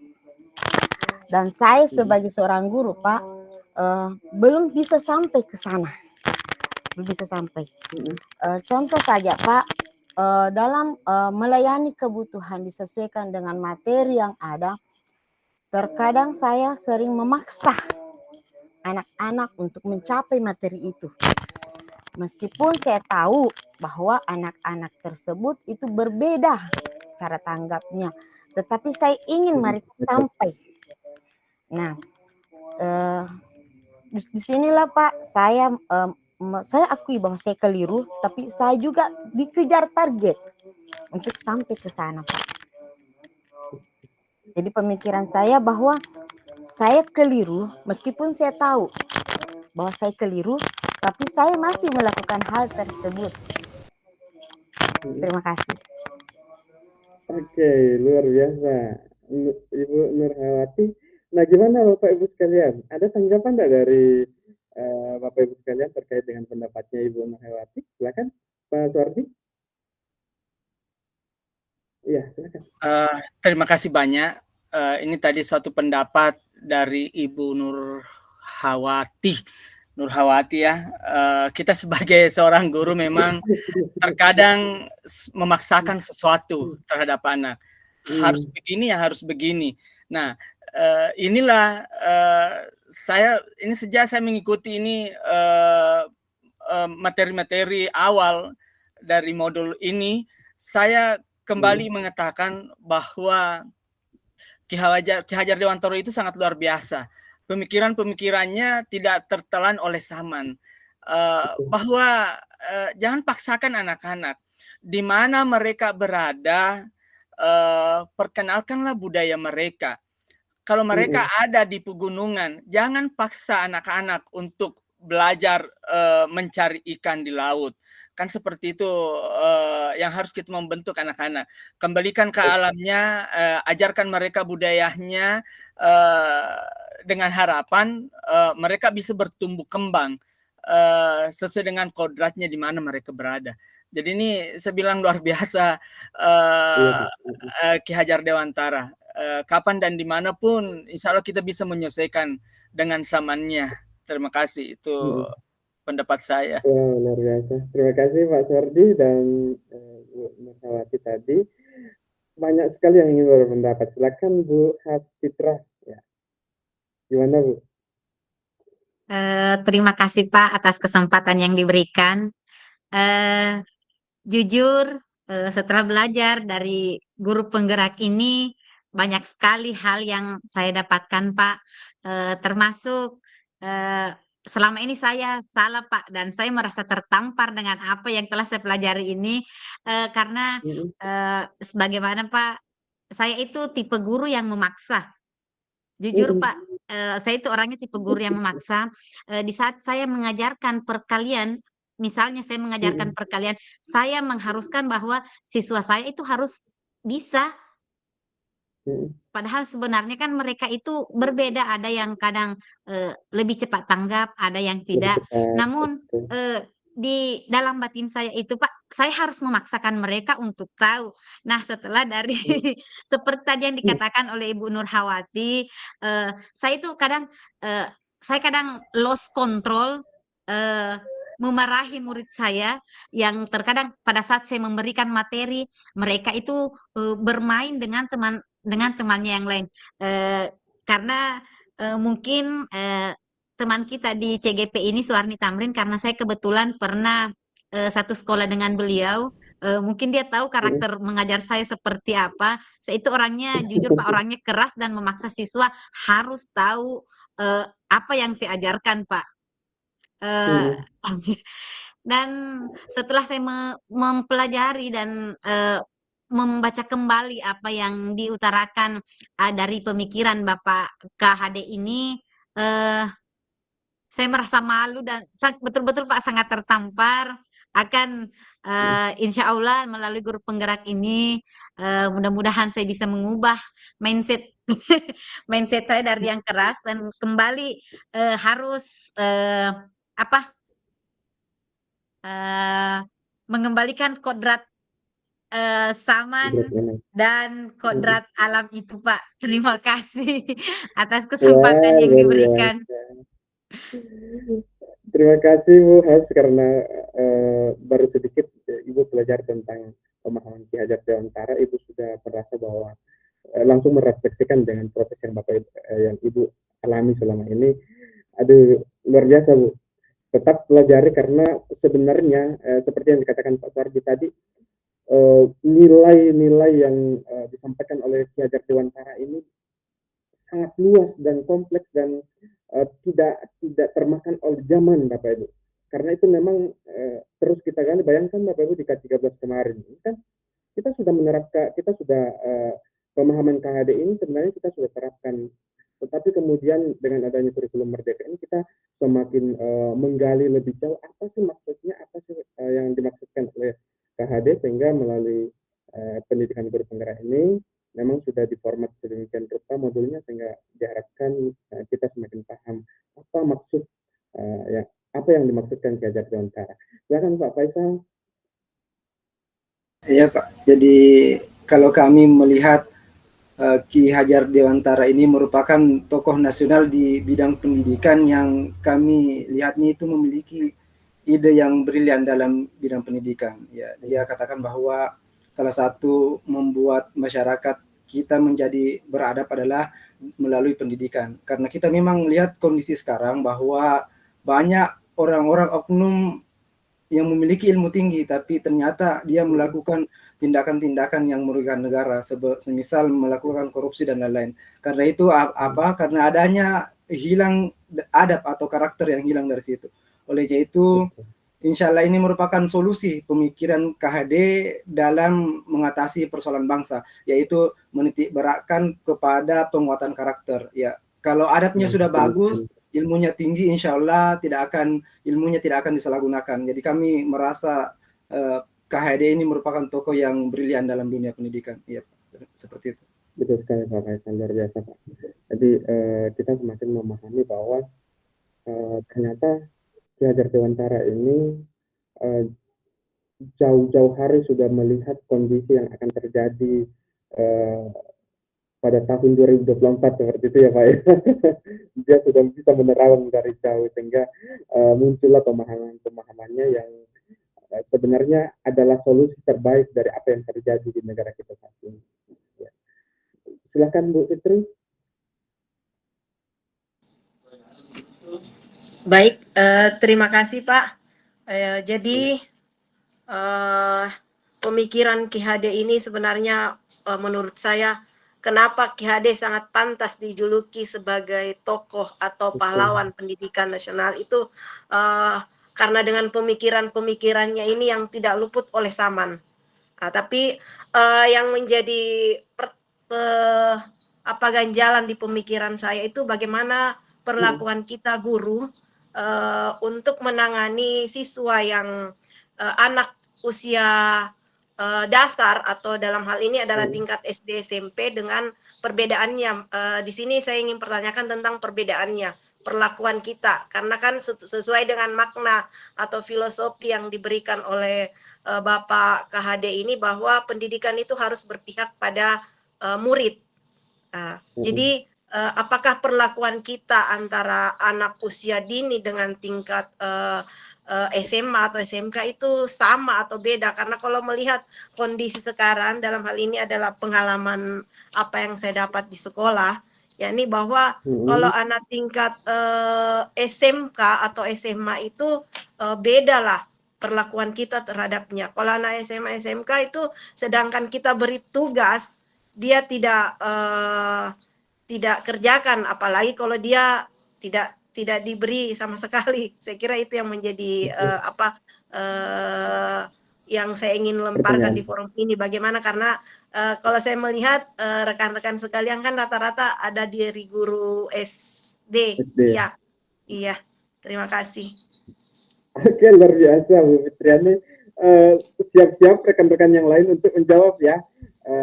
Saya persilakan kepada Bu Gusna dulu, apakah mau menjawab langsung Bu Fitriani atau masih terkait dengan pembahasan kita dari tadi? Silakan Bu Gusna. Terima kasih atas kesempatan yang diberikan. Saya cuma ingin menjawab Pak menyangkut pertanyaan yang tadi. Saya sangat bersyukur bisa masuk di guru penggerak karena banyak hal yang saya awalnya tidak tahu, dan alhamdulillah untuk sampai sekarang ini sudah ada sedikit Pak, dan saya juga baru paham setelah membaca tentang Ki Hajar Dewantara. Ternyata selama ini dalam pembelajaran saya banyak keliru, dan saya sangat salut kepada beliau karena dengan pembelajaran yang diterapkan ternyata pembelajaran Ki Hajar Dewantara itu dengan menitik beratkan kepada untuk memerdekakan anak, di mana anak harus apa yang menitik beratkan kepada anak baik dari aspek fisik, mental, jasmani dan rohani, dan yang lebih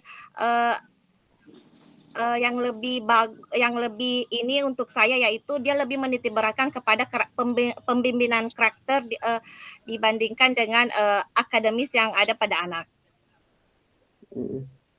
Oke, terima kasih Bu Kusna. Jadi terkait dengan bagaimana KHD itu melihat bahwa penguatan karakter itu sangat pentingnya. Ya. Baik, silakan Bapak Ibu. Mungkin kita akan beralih kepada apa yang disampaikan Ibu Fitriani tadi, bahwa apakah perlakuan terhadap anak SD, SMP, dan SMA itu berbeda atau sama. Silakan Bapak Ibu, mungkin ada yang mau disampaikan? Ya, Ibu Suwarni Tamrin, silakan Bu. Terima kasih Pak atas kesempatannya untuk kesekian kalinya. Berdasarkan pemaparan dan permasalahan yang disampaikan oleh Ibu Fitri, sebenarnya kami dari SD mengalami hal mengalami hal yang seperti yang dialami oleh Ibu Fitri. Di SD juga itu Bu, anak-anak sekarang dikasih tugas itu kalau misalnya 15 orang, mungkin ada 5 orang yang tidak kerja tugas. Walaupun sudah diadakan kesempatan kelas sebelum memberikan tugas, tetap ada anak-anak yang memang tidak betul-betul tidak mereka tetap maunya sendiri, seperti itu. Jadi lebih kurang dengan permasalahan yang di SMP, SMA, kami di SD juga mengalami kesulitan seperti itu. Cuman mungkin karena anak-anak yang di SD itu masih mudah, masih lebih kecil untuk dikontrol, masih kecil, masih pergaulannya masih tidak terlalu seperti di SMK, kemudian pemikirannya mungkin belum juga seperti di SMA, SMK, maka yang kami alami di SD itu kalau hari ini misalnya dikasih tugas belum, jadi kapan? Kapan bisanya? Kami akan melakukan pertanyaan-pertanyaan yang akhirnya mereka akan sepakat bahwa tugas itu akan diselesaikan besok, atau misalnya kalau mungkin ada semacam, walaupun sekarang sudah tidak dianjurkan ada sanksi atau hukuman, tapi kita akan adakan kesempatan-kesempatan sebelumnya bahwa kalau sudah 2 hari misalnya tugasnya tidak diselesaikan, nanti akan apa tindakan selanjutnya. Mungkin seperti itu dari kami di SD. Demikian dari saya, Pak. Terima kasih. Oke, terima kasih Bu Suwarni. Konsekuensi yang dimaksudkan ya Bu ya. Ya, ada konsekuensi dari pelanggaran kesepakatan. Begitu ya Bu ya. Baik, yang lain masih ada pendapat? Sepakat dengan Bu Suwarni atau mungkin punya pemahaman yang lain? Silakan. Ya. Oke. Nah, Bapak Ibu sekalian, jadi ada banyak pendapat yang sudah masuk terkait dengan pertanyaan dari Bu Fitri tadi. Karena itu Ki Hajar Dewantara memang dari jauh hari memang sudah paham sekali bahwa setiap anak tentu harus dididik sesuai dengan konteks pendidikan atau konteks perkembangan mereka. Nanti Bapak Ibu akan semakin jauh, kalau boleh nanti dipelajari usia-usia pendekatan-pendekatan kepada anak sesuai dengan usia mereka masing-masing. Nah, terkait dengan kasus yang dialami Bu Fitri, saya kira Bu Fitri bukan cuma di SMA, SMK Bu, semua anak dari tingkat SD, SMP, SMA itu terjadi seperti itu. Karena memang seperti yang dikatakan Ki Hajar Dewantara, anak-anak itu memiliki karakteristik yang berbeda-beda, ya kan? Karakter potensi minat yang berbeda-beda. Kalau semakin jauh nanti kita akan membahas bagaimana memberikan perlakuan-perlakuan yang bervariasi kepada anak-anak untuk mengantisipasi hal-hal yang Ibu Suwarni sampaikan, Ibu Fitriani sampaikan, sesuai dengan minat, gaya belajar, dan sebagainya. Itu nanti kita akan lebih jauh membahas tentang itu. Yang jelas bahwa kita sebagai guru, kalau kita mengatakan bahwa kita sudah berpihak kepada murid, istilah berhamba kepada murid, berarti berbagai upaya yang harus kita lakukan sehingga anak-anak kita yang kemungkinan ada beberapa yang masih tetap seperti dikatakan bahwa maunya instan saja, maunya tidak mau berusaha dan sebagainya, itu bisa dilakukan. Yang jelas bahwa untuk mencapai, karena ini terkait sebenarnya fokus kita akhirnya adalah profil pelajar Pancasilanya murid, bagaimana mereka memiliki nalar kritisnya, kreativitas, gotong royong, dan sebagainya. Itu sebenarnya tujuan kita, itu berproses Bapak Ibu, melalui proses. Tetapi kita sebagai guru tidak boleh berhenti untuk terus melakukan berbagai upaya-upaya, inovasi-inovasi pembelajaran, memberikan perlakuan-perlakuan yang beragam sehingga anak ini dengan cara yang sesuai dengan kodratnya mereka, potensinya mereka, minatnya mereka nantinya, itu bisa tetap mengikuti pembelajaran, memasukkan tugas-tugasnya dengan baik. Karena itu Bapak Ibu penting sekali untuk terus melakukan refleksi-refleksi apa yang menjadi, apa yang masih kurang, apa yang perlu dilakukan terhadap anak-anak tersebut. Nah, gitu ya Bapak Ibu ya, nanti kita akan bahas lanjut. Nah, selanjutnya Bapak Ibu, gimana pendapatnya Bapak Ibu terkait dengan bahwa pendidikan itu sejatinya seperti seorang petani. Gimana? Apa yang dimaksudkan Ki Hajar Dewantara dalam konteks pendidikan kita, dalam konteks kelas kita masing-masing, terkait dengan pendidikan yang ibarat seorang petani, guru sebagai seorang petani. Silakan. Ya, Pak Faisal, silakan Pak. Kalau kami kemarin baca-baca sedikit Pak, mohon koreksi kalau keliru. KHD mengibaratkan pendidikan itu sebagai seorang petani, semisal petani ini menanam sebuah bibit yang kualitasnya bagus, tapi tidak pernah kita sebagai pendidik, kita sebagai petani tidak pernah menyiraminya, tidak pernah membersihkan sekelilingnya, memberikannya pupuk. Walaupun kualitas benihnya bagus, tapi nanti hasilnya tidak akan bagus seperti itu. Dan sebaliknya, walaupun kualitasnya kualitas standar, tapi kita rajin memberikan pupuk, rajin memberikan pelayanan untuk bagaimana benih ini maksimal, insya Allah hasilnya juga akan bagus. Mungkin seperti itu Pak. Mohon koreksi. Terima kasih Pak. Itu luar biasa. Benih apapun itu kalau kita rawat dengan baik akan menghasilkan buah yang baik ya Pak Fitul ya. Ada pendapat lain Bapak Ibu? Ibu Gusna?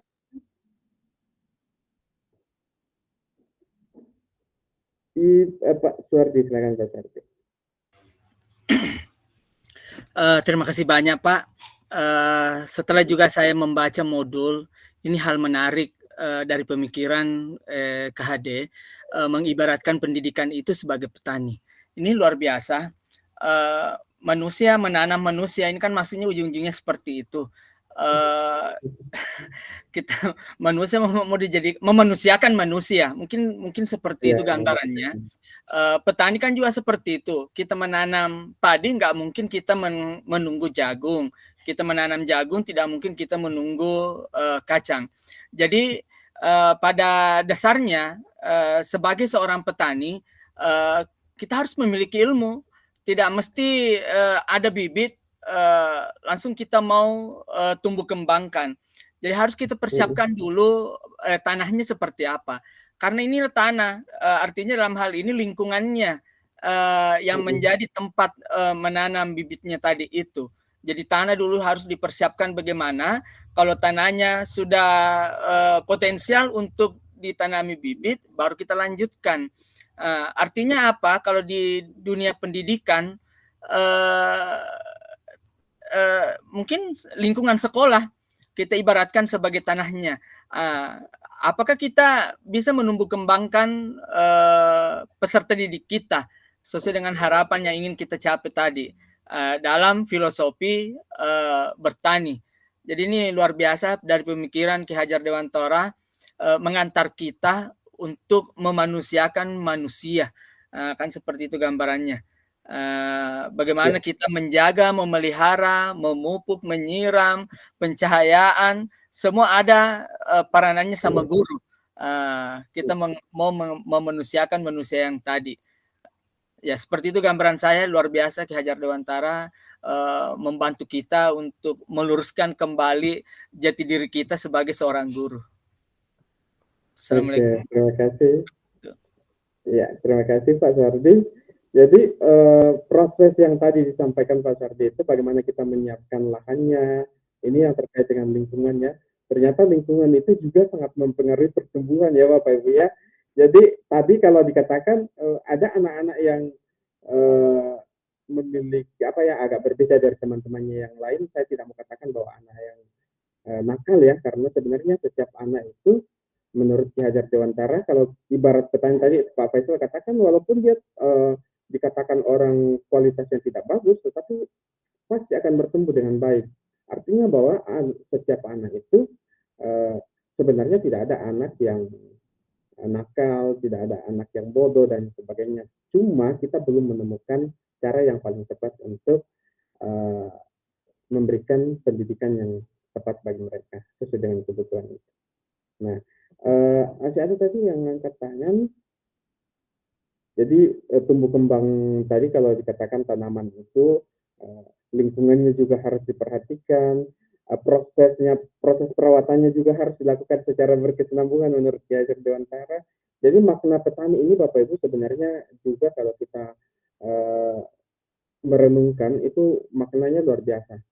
Proses pendidikan kita pun seperti itu. Jadi kalau kita sudah misalnya kita menerapkan kurikulum Merdeka saat ini, kalau kita hanya melakukan setengah-setengah, itu saya kira kualitasnya tidak akan baik. Seperti tanaman yang kalau kita rawat, kita jarang, misalnya kita kita tidak siram secara rutin, pasti kualitasnya tanaman itu tidak akan baik. Jadi memang harus kita butuhkan konsistensi dalam merawat atau membimbing anak-anak kita seperti itu ya. Lanjut, silakan Bu Hastitra. Silakan Bapak Ibu yang ingin mempertanyakan terkait dengan pemahaman Ki Hajar Dewantara untuk kita bahas. Mungkin ada hal-hal yang belum dipahami selama proses belajarnya kemarin. Silakan Bapak Ibu sampaikan supaya kita bahas bersama, diskusikan bersama. Silakan Bu Hastitra. Terima kasih Pak atas kesempatan yang diberikan kembali kepada saya. Seperti yang dikatakan bahwa Ki Hajar Dewantara itu memiliki pandangan bahwa pendidikan itu ibaratnya sebagai petani, guru itu sebagai petani. Nah, di sini saya bisa memberikan sedikit bahwa seperti kata nenek saya bahwa petani itu makareso pi najaji. Ini bahasa daerah kami itu makareso pi najaji. Kalau menjadi seorang petani itu artinya kita harus bekerja keras untuk mendapatkan hasil terbaik. Seperti itu mungkin Pak yang saya pahami setelah saya membaca kembali bahwa pendidikan itu ibaratnya petani. Saya kembali mengingat perkataan dari nenek saya bahwa makareso pi najaji nak ya kemanca ji Pak dareki. Artinya itu Pak sebagai seorang petani itu kita harus bekerja keras. Oleh karena itu, setelah mengikuti pendidikan guru penggerak ini, mungkin saya harus bekerja keras lagi supaya saya bisa lebih memahami apa yang anak didik saya butuhkan sehingga mereka bisa berhasil di kemudian hari, Pak. Terima kasih untuk kesempatan yang diberikan kepada saya. Luar biasa, mantap sekali. Kita semakin memahami ya makna petani kehidupan yang dimaksudkan oleh Ki Hajar Dewantara. Kita adalah petani kehidupan, Bapak Ibu. Ya, baik. Silakan Bapak Ibu yang lain, mungkin ada yang mau dipertanyakan terkait dengan materi kita. Silakan Bapak Ibu ditanyakan atau mau dilemparkan untuk kita bahas bersama. Kalau kita memiliki pemahaman yang sama terkait dengan pendidikan yang dimaksudkan Ki Hajar Dewantara, terlebih dalam konteks bagaimana penerapan kurikulum merdeka di sekolah kita saat ini. Sebenarnya Bapak Ibu, kurikulum merdeka itu kalau kita mau belajar kurikulum merdeka maka dasarnya dari sini. Sumbernya semuanya dari sini Bapak Ibu. Bayangkan Bapak Ibu ketika kita di kurikulum merdeka itu mengedepankan tentang profil belajar Pancasila, bagaimana anak-anak memiliki nalar kritis, bagaimana anak-anak bisa kreatif, bagaimana anak-anak bisa bergotong royong apabila gurunya lebih dominan untuk mengendalikan anak-anak. Ya kan? Semua diberikan oleh gurunya kepada murid-murid. Bagaimana nalar kritis anak-anak bisa berjalan?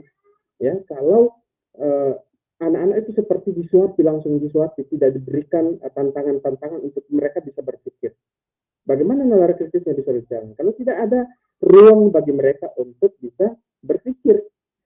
Bagaimana anak-anak bisa kreatif? Kalau anak-anak kita itu tidak diberikan ruang seluas-luasnya untuk bisa berpikir secara kreatif, walaupun mungkin kreativitas mereka itu berproses dari hal yang paling sederhana sampai kepada hal yang kompleks. Dan memang kalau kita berbicara tentang menuntun Bapak Ibu, maka kita harus menjauhkan diri dari standar kita terhadap anak-anak kita. Kan biasa seperti yang dikatakan Ibu Suwarni tadi ya, bahwa selama ini saya itu adalah Bu Suwarni atau yang guru matematika tadi ya, bahwa saya itu termasuk orang yang keras kepada anak-anak, ya kan?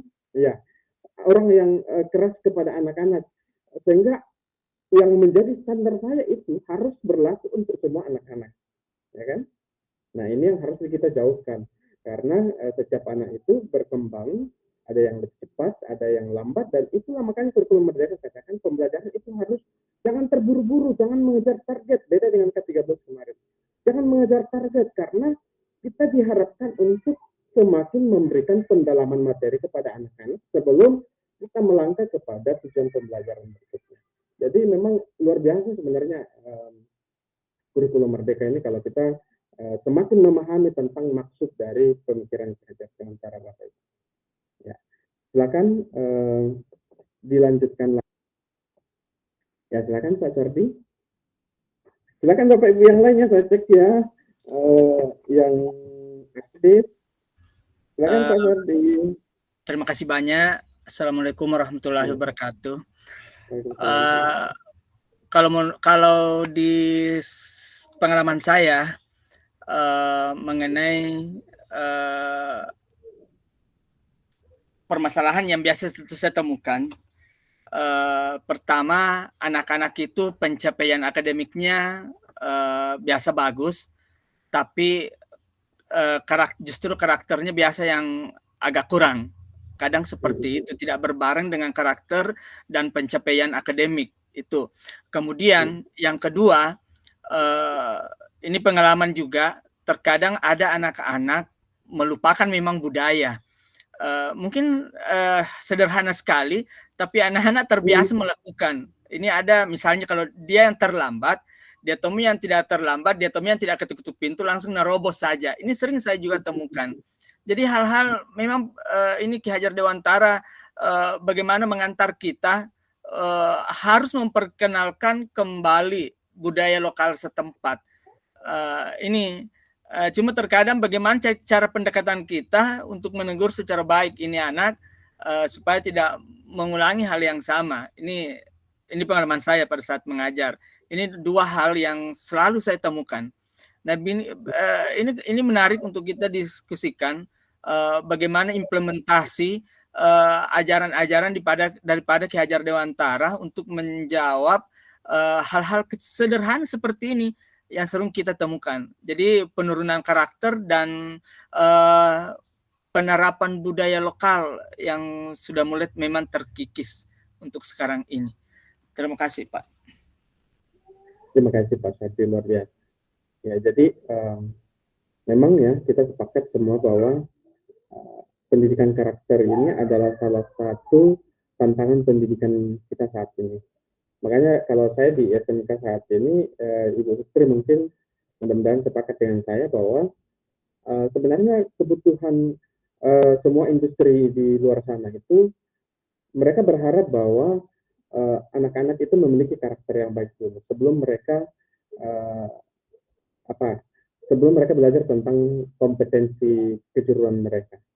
Nah, beberapa yang saya temukan itu yang dikatakan selalu yang paling utama, persyaratan utama untuk bisa bekerja di sana adalah anak-anak itu memiliki tanggung jawab, karakter yang baik. Soal kompetensi mereka katanya itu nanti mereka akan ajarkan di sana.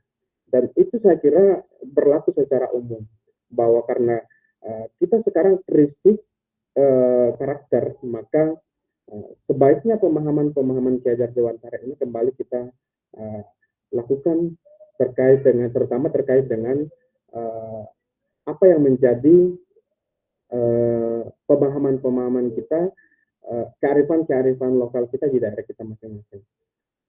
Mungkin Bapak Ibu juga terjadi juga di Sopeng. Bagaimana anak-anak kita yang kalau kita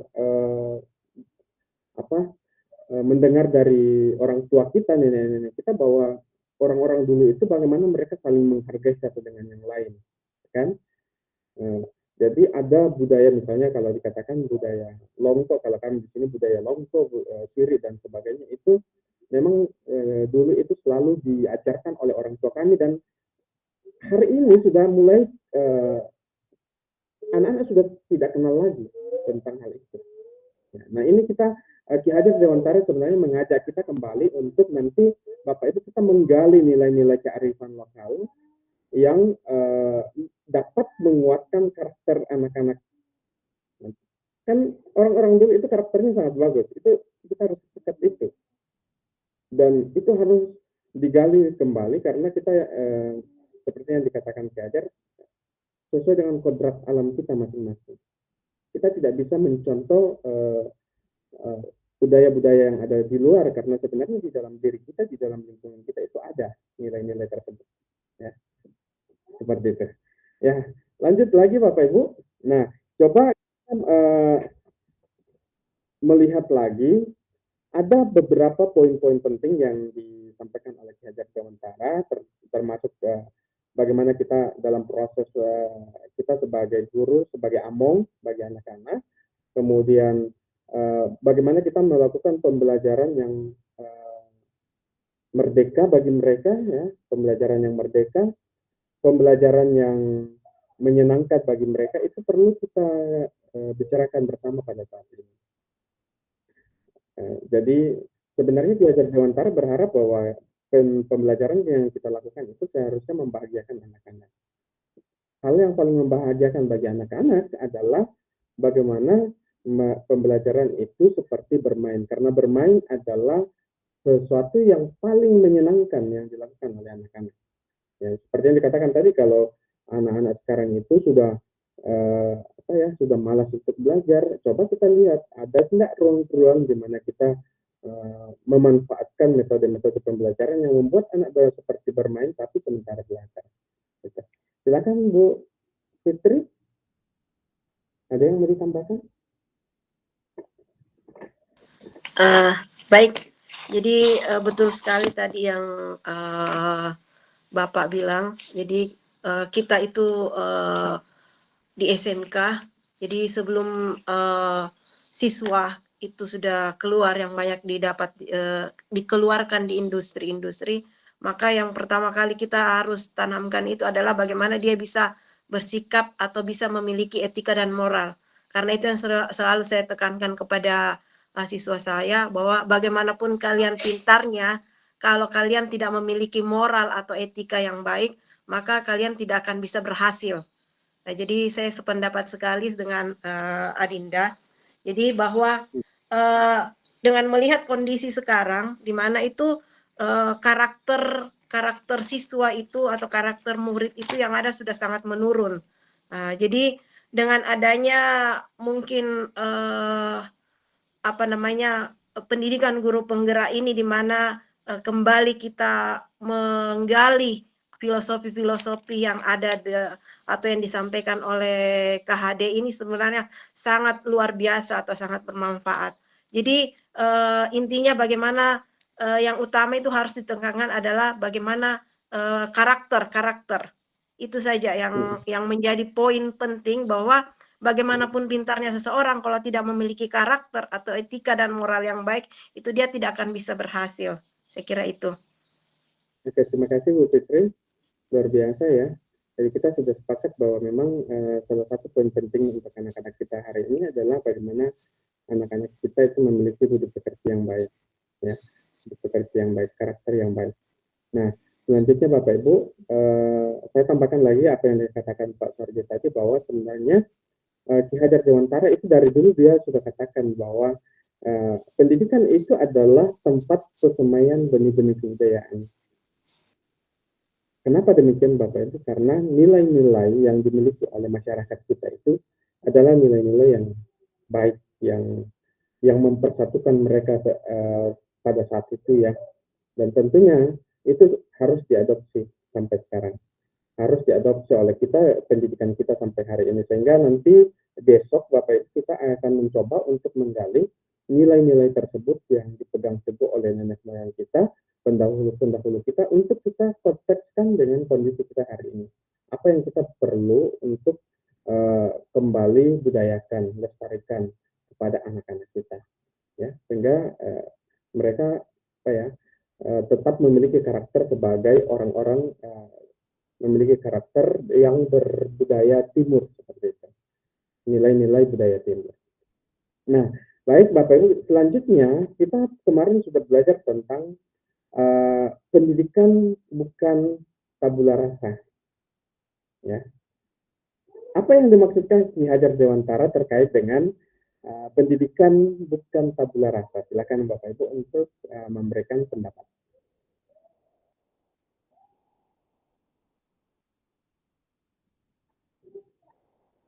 Ya, Bapak Ibu baca kemarin bukan tabula rasa.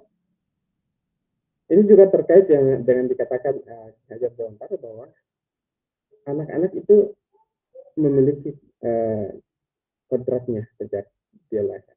Silakan, ada yang mau memberikan masukan, pendapat? Ayo. Atau belum dibaca Bapak Ibu? Belum dibaca? Ya, oke. Silakan Pak Sardi. Ibu, ini mohon maaf Bapak Ibu, ada beberapa Bapak Ibu yang belum aktif, tolong untuk kita coba. Ibu Darmawati mana Bu Darmawati? Ibu Darmawati hadir enggak? Halo Bu Darma, ada kita.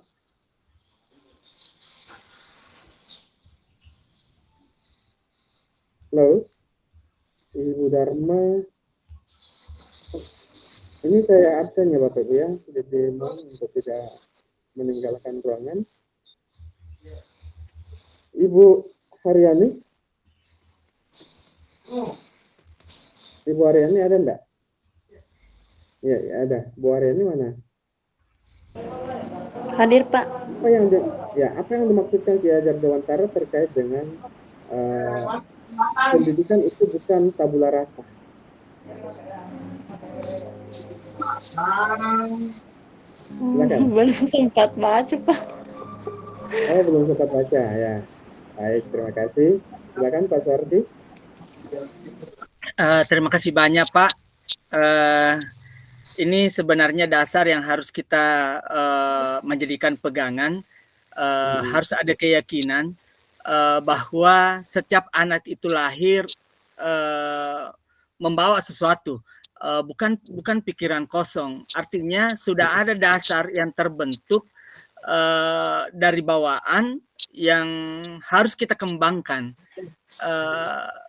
Ya mungkin ada faktor dari keturunan mereka sehingga harus kita pahami dan yakini bahwa dengan pendekatan ini yang kita berikan kepada anak bisa begitu cepat untuk berkembang. Mungkin semacam bibit-bibit unggul sudah ada dalam dirinya, tidak kosong. Seperti itu yang saya pahami, Pak. Oke. Silakan Bu. Tadi saya kuatkan sedikit bahwa Pak Sardi katakan anak itu sudah lahir dengan potensinya mereka masing-masing ya, begitu ya Pak ya. Yang tinggal kita sebagai guru itu menguatkannya. Silakan Bu Nurhawati, silakan tambahkan. Iya Pak. Iya, Nurhayati banyak ya Pak namanya, cuma Nurhawati agak beda. Iya Pak, terima kasih. Tabula rasa itu diibaratkan adalah sketsa tidak ada, kosong. Jadi anak itu tidak bisa dijadikan sebagai tabula rasa, artinya anak itu tidak lahir dengan kekosongan, tetapi mereka lahir dengan adanya potensi. Nah, kita sebagai guru mengarahkan supaya anak itu mengembangkan potensinya, entah kita mendekatinya atau membimbingnya sehingga mereka mencari tahu, bertanya ke sana kemari kah, atau mencari informasi. Jelas diarahkan anak itu sehingga mereka bisa mengetahui potensinya, bisa mengembangkan potensi yang ada pada dirinya. Jadi anak itu bukan tabula rasa karena anak itu memiliki potensi yang akan dikembangkan sehingga menjadi sebuah bentuk yang indah. Keren, begitu Pak. Terima kasih. Oke, terima kasih Bu Nurhawati. Bahwa setiap anak itu sudah lahir bukan seperti kertas kosong ya Bu ya. Tetapi mereka sebenarnya sudah memiliki goresan-goresan yang masih terlihat buram, sehingga kita itu harus mengidentifikasi apa isi dari tulisan-tulisan buram itu, kemudian kita tebalkan hal-hal yang positif. Jadi setiap anak itu sebenarnya mereka terlahir juga dengan kalau saya katakan potensi-potensi yang negatif dan positif, sehingga tugas kita sebagai guru adalah semakin menyebalkan hal-hal yang positif itu sehingga semakin kuat. Nah, seperti itu. Ya, jadi disinilah sebenarnya kalau kita sudah paham bahwa anak itu bukan tabula rasa, maka kita sebagai guru itu tidak memberikan misalnya dalam pembelajaran kita teacher center atau berpusat kepada guru. Jadi memang inilah salah satu tujuannya kenapa kita harus kenapa pemerintah mengatakan kita pembelajaran kita itu harus berpusat kepada murid. Karena sebenarnya mereka bukan lagi anak-anak yang seperti kertas kosong yang harus diisi, harus semua sumbernya dari gurunya, tetapi sebenarnya mereka bisa mengembangkan diri mereka sendiri. Tinggal kita bagaimana kita memposisikan diri sebagai penuntun. Tentu di sini kita menjadi among bagi mereka, yaitu menjadi penuntun, memberikan motivasi, memberikan dorongan, menjadi teladan bagi mereka. Saya kira begitu ya Bapak Ibu ya terkait dengan tabula rasa. Nah sedikit lagi Bapak Ibu, kita juga belajar tentang bagaimana anak-anak kita itu sebagai manusia yang merdeka. Dipelajari enggak Bapak Ibu bahwa pendidikan itu, kodrat anak itu adalah merdeka. Mereka adalah manusia-manusia yang merdeka. Apa yang dimaksud dengan manusia-manusia yang merdeka Bapak Ibu? Silakan untuk memberikan pendapat. Dan sampai nanti kita memberikan pemahaman bahwa merdeka itu adalah ya sebebas-bebasnya mereka melakukan sesuatu. Silakan. Ada yang memberikan pendapat? Pas? Oke, kalau sudah tidak ada Bapak Ibu, nah di sini Ki Hajar Dewantara ini sebenarnya memberikan pemahaman kepada kita bahwa anak-anak itu memiliki kebebasan untuk bisa mengendalikan diri mereka sendiri, mereka bisa mengatur diri mereka sendiri, ya. Tentu harus disertai dengan tanggung jawab. Ya. Tanggung jawab. Jadi mereka harus memiliki tanggung jawab untuk menggunakan kesempatan dalam kemerdekaan mereka untuk belajar. Di sini dikatakan beratlah kemerdekaan itu bukan hanya tidak terperintah saja, akan tetapi harus juga dapat menegakkan dirinya. Jadi anak-anak yang merdeka itu adalah anak-anak yang mereka tidak terperintah, tetapi mereka harus bisa menegakkan dirinya dan mengatur kehidupannya secara tertib. Sehingga kalau mereka tidak bisa mengatur dirinya secara tertib, berarti mereka bukan anak-anak yang merdeka. Ya. Saya kira begitu Bapak Ibu, saya kira diskusi kita ini semakin menguatkan kita dan saya berharap bahwa kita tidak hanya berhenti sampai di sini, mari terus mengeksplorasi pemahaman kita terkait dengan filosofi pemahaman Ki Hajar Dewantara ini. Nah, untuk penguatan dari saya sebenarnya dalam proses kita tadi, saya sudah memberikan penguatan terhadap pemahaman kita. Namun satu hal yang perlu saya tekankan di sini bahwa kalau pembelajaran itu, pendidikan itu adalah menuntun, maka mari kita dalam proses pembelajaran kita di kelas itu memberikan ruang yang sebesar-besarnya bagi murid kita untuk mengembangkan potensi-potensi mereka sesuai dengan kodrat mereka. Bahwa setiap anak lahir dengan kodratnya mereka masing-masing, sehingga kita harus memahami bahwa setiap anak memiliki prestasi yang berbeda-beda satu dengan yang lain. Ada mungkin yang berprestasi di bidang seni, olahraga, matematika, tetapi ada juga yang dalam profesi-profesi yang lain. Jadi sebenarnya Ki Hajar Dewantara katakan semua anak itu adalah unik, mereka semua memiliki potensi dan kualitas atau prestasi mereka masing-masing sesuai dengan bidangnya. Nah, berikut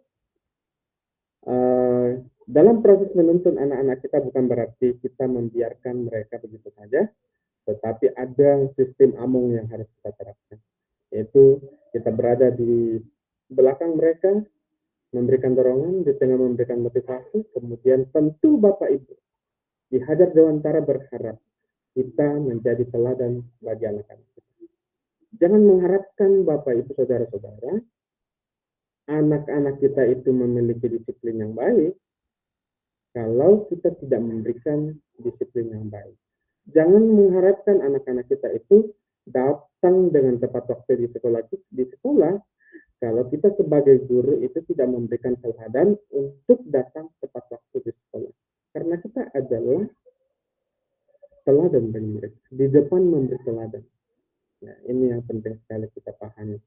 Lalu kemudian, saya kira tadi petani kehidupan sudah sangat jelas, berpihak kepada anak, menghambat kepada anak bahwa tugas kita sebagai guru, kalau kita pemerintah sudah memberikan tugas kepada kita untuk menjadi seorang guru, terutama Bapak Ibu yang menjadi PNS, maka tugas dan tanggung jawab kita adalah melayani kebutuhan pembelajaran mereka, pembelajaran anak-anak kita yang beragam di sekolah. Itu tugas kita. Itu yang diperintahkan, itu yang diberikan mandat oleh pemerintah kepada kita untuk melayani anak-anak bangsa ini sesuai dengan kebutuhan mereka yang beragam. Jadi kita tidak boleh, artinya kita tidak hanya memberikan layanan yang terbaik kepada anak-anak yang menurut kita itu lebih cepat menangkap pembelajaran. Tetapi anak-anak yang lambat juga pun adalah tanggung jawab kita, Bapak Ibu, sehingga memang jangan kita tidak boleh mengeluh untuk terus memberikan pelayanan kepada semua anak-anak kita yang unik dan beragam. Nah, itulah yang dimaksud dengan berpihak kepada murid. Terus melakukan asesmen diagnostik untuk melihat apa yang menjadi kebutuhan anak-anak kita. Kalau kita melihat ada sesuatu hal yang mungkin di luar dari apa yang kita inginkan, maka ayo kita cari apa yang menjadi masalahnya. Kita cari asesmen bagaimana dengan latar belakangnya murid kita, bagaimana dengan kondisi lingkungannya, keluarganya, bagaimana dengan latar belakangnya, sehingga kita bisa benar-benar memberikan layanan yang terbaik untuk anak-anak. Makanya dalam kurikulum Merdeka, salah satu hal yang paling penting adalah selalu melakukan asesmen diagnostik setiap saat. Sebelum memulai pembelajaran, asesmen diagnostik. Makanya dalam modul ajar kita, Bapak Ibu, ya, salah satu persyaratan utama adalah harus ada salah satu poin penting adalah harus ada asesmen, karena itu adalah salah satu nyawa dari kurikulum Merdeka. Nah, yang terakhir adalah bagaimana dalam proses pembelajaran kita itu memberikan pembelajaran yang menyenangkan bagi anak-anak. Jadi kalau misalnya ini penting untuk kita selalu refleksikan, kalau misalnya anak-anak kita itu ada yang selalu bergerak di dalam pembelajaran kita, mungkin dia membutuhkan cara-cara yang lain untuk kita berikan kepadanya supaya dia bisa fokus kepada pembelajaran. Ini yang sangat penting. Bagaimana pembelajaran kita itu kita ramu sedemikian rupa sehingga menjadi menyenangkan bagi anak-anak. Seperti kalau misalnya kalau di SD itu bagaimana anak-anak itu seperti dia bermain. Kalau misalnya tadi di dalam modul kita itu main main peta umpet, kemudian apalagi kalau di kita di daerah kita namanya apa itu yang pasti kalau kami di sini apa namanya congklang, ya, itu semua adalah congklak maksudnya. Nah, itu adalah cara-cara yang kita bisa pakai untuk memberikan pembelajaran yang menyenangkan bagi anak-anak. Jadi ini Bapak Ibu, kita diajak oleh KHD untuk menggunakan berbagai macam cara untuk memberikan pelayanan yang terbaik untuk anak-anak. Itulah yang dimaksud berhambat kepada murid, Bapak Ibu. Bukan berarti kita tunduk kepada keinginan murid. Nah, berpihak kepada murid ini, Bapak Ibu, saya selalu kasih tanda kutip, ya. Berpihak kepada murid ini bukan berarti bahwa segala keinginan murid itu harus dilakukan oleh guru. Ya. Karena kalau kita sudah seperti kita ketika kita di rumah, kalau kita mau katakan, oh kita sayang dengan anak-anak kita, lalu kita penuhi semua keinginannya, bisa saya itu bisa membawa anak-anak kita ke dalam jurang kehancuran. Ya, kan itu contoh yang paling dekat yang kita bisa terapkan dalam proses pembelajaran kita. Mungkin bagi anak-anak kita di sekolah tidak menyenangkan bagi mereka saat itu, tetapi itu akan berdampak positif bagi kehidupan mereka ke depan. Itu juga yang dimaksud dengan berpihak kepada murid. Jadi catatan penting dari saya bahwa berpihak kepada murid, berhamba kepada murid itu bukan berarti semua keinginan murid itu harus dipenuhi oleh guru, harus dilakukan oleh guru. Tidak seperti itu, Bapak Ibu. Ya. Mungkin itu sedikit penguatan dari saya, Bapak Ibu. Nah, nanti Bapak Ibu akan melakukan refleksi akhir apa yang Bapak Ibu bisa dapatkan dari diskusi kita hari ini. Jadi silakan nanti dituliskan, saya akan kirimkan nanti link di grup ya, di grup saja supaya menghemat waktu kita. Apa yang Bapak Ibu, apa pemahaman paling penting yang Bapak Ibu dapatkan dari diskusi kita hari ini. Silakan dicatat, nanti dijawab di link Padlet yang akan saya kirimkan setelah sesi ini berakhir. Baik, Bapak Ibu, kita akan masuk dalam sesi yang berikut, penutup. Ya, di sesi penutup ini saya mengucapkan terima kasih atas keterlibatan Bapak Ibu untuk memberikan pendapat hari ini. Semoga diskusi kita hari ini semakin memberikan kita pemahaman tentang bagaimana seharusnya pendidikan kita, baik itu pendidikan kita di Indonesia maupun konteks pendidikan kita di sekolah kita masing-masing. Saya sangat senang kalau beberapa dari Bapak Ibu tadi mengatakan, oh ternyata selama ini saya sudah sangat keliru untuk memberikan perlakuan kepada anak-anak. Berarti Bapak Ibu sudah mulai memahami esensi yang dimaksudkan oleh KHD tentang pendidikan kita. Jadi terima kasih untuk kebersamaan kita pada sore hari ini, malam hari ini. Mohon maaf Bapak Ibu apabila ada hal-hal yang tidak berkenan di hati Bapak Ibu sekalian. Nah, besok kita akan berjumpa lagi dalam ruang kolaborasi bersama, ya. Ruang kolaborasi. Nah, sebelum kita tutup, kita mengambil sikap berdoa sejenak untuk kita berdoa sesuai dengan agama dan keyakinan kita masing-masing. Bapak Ibu, kita berdoa karena atas pertolongannya sehingga kita bisa menyelesaikan sesi ini dengan baik. Doa dimulai.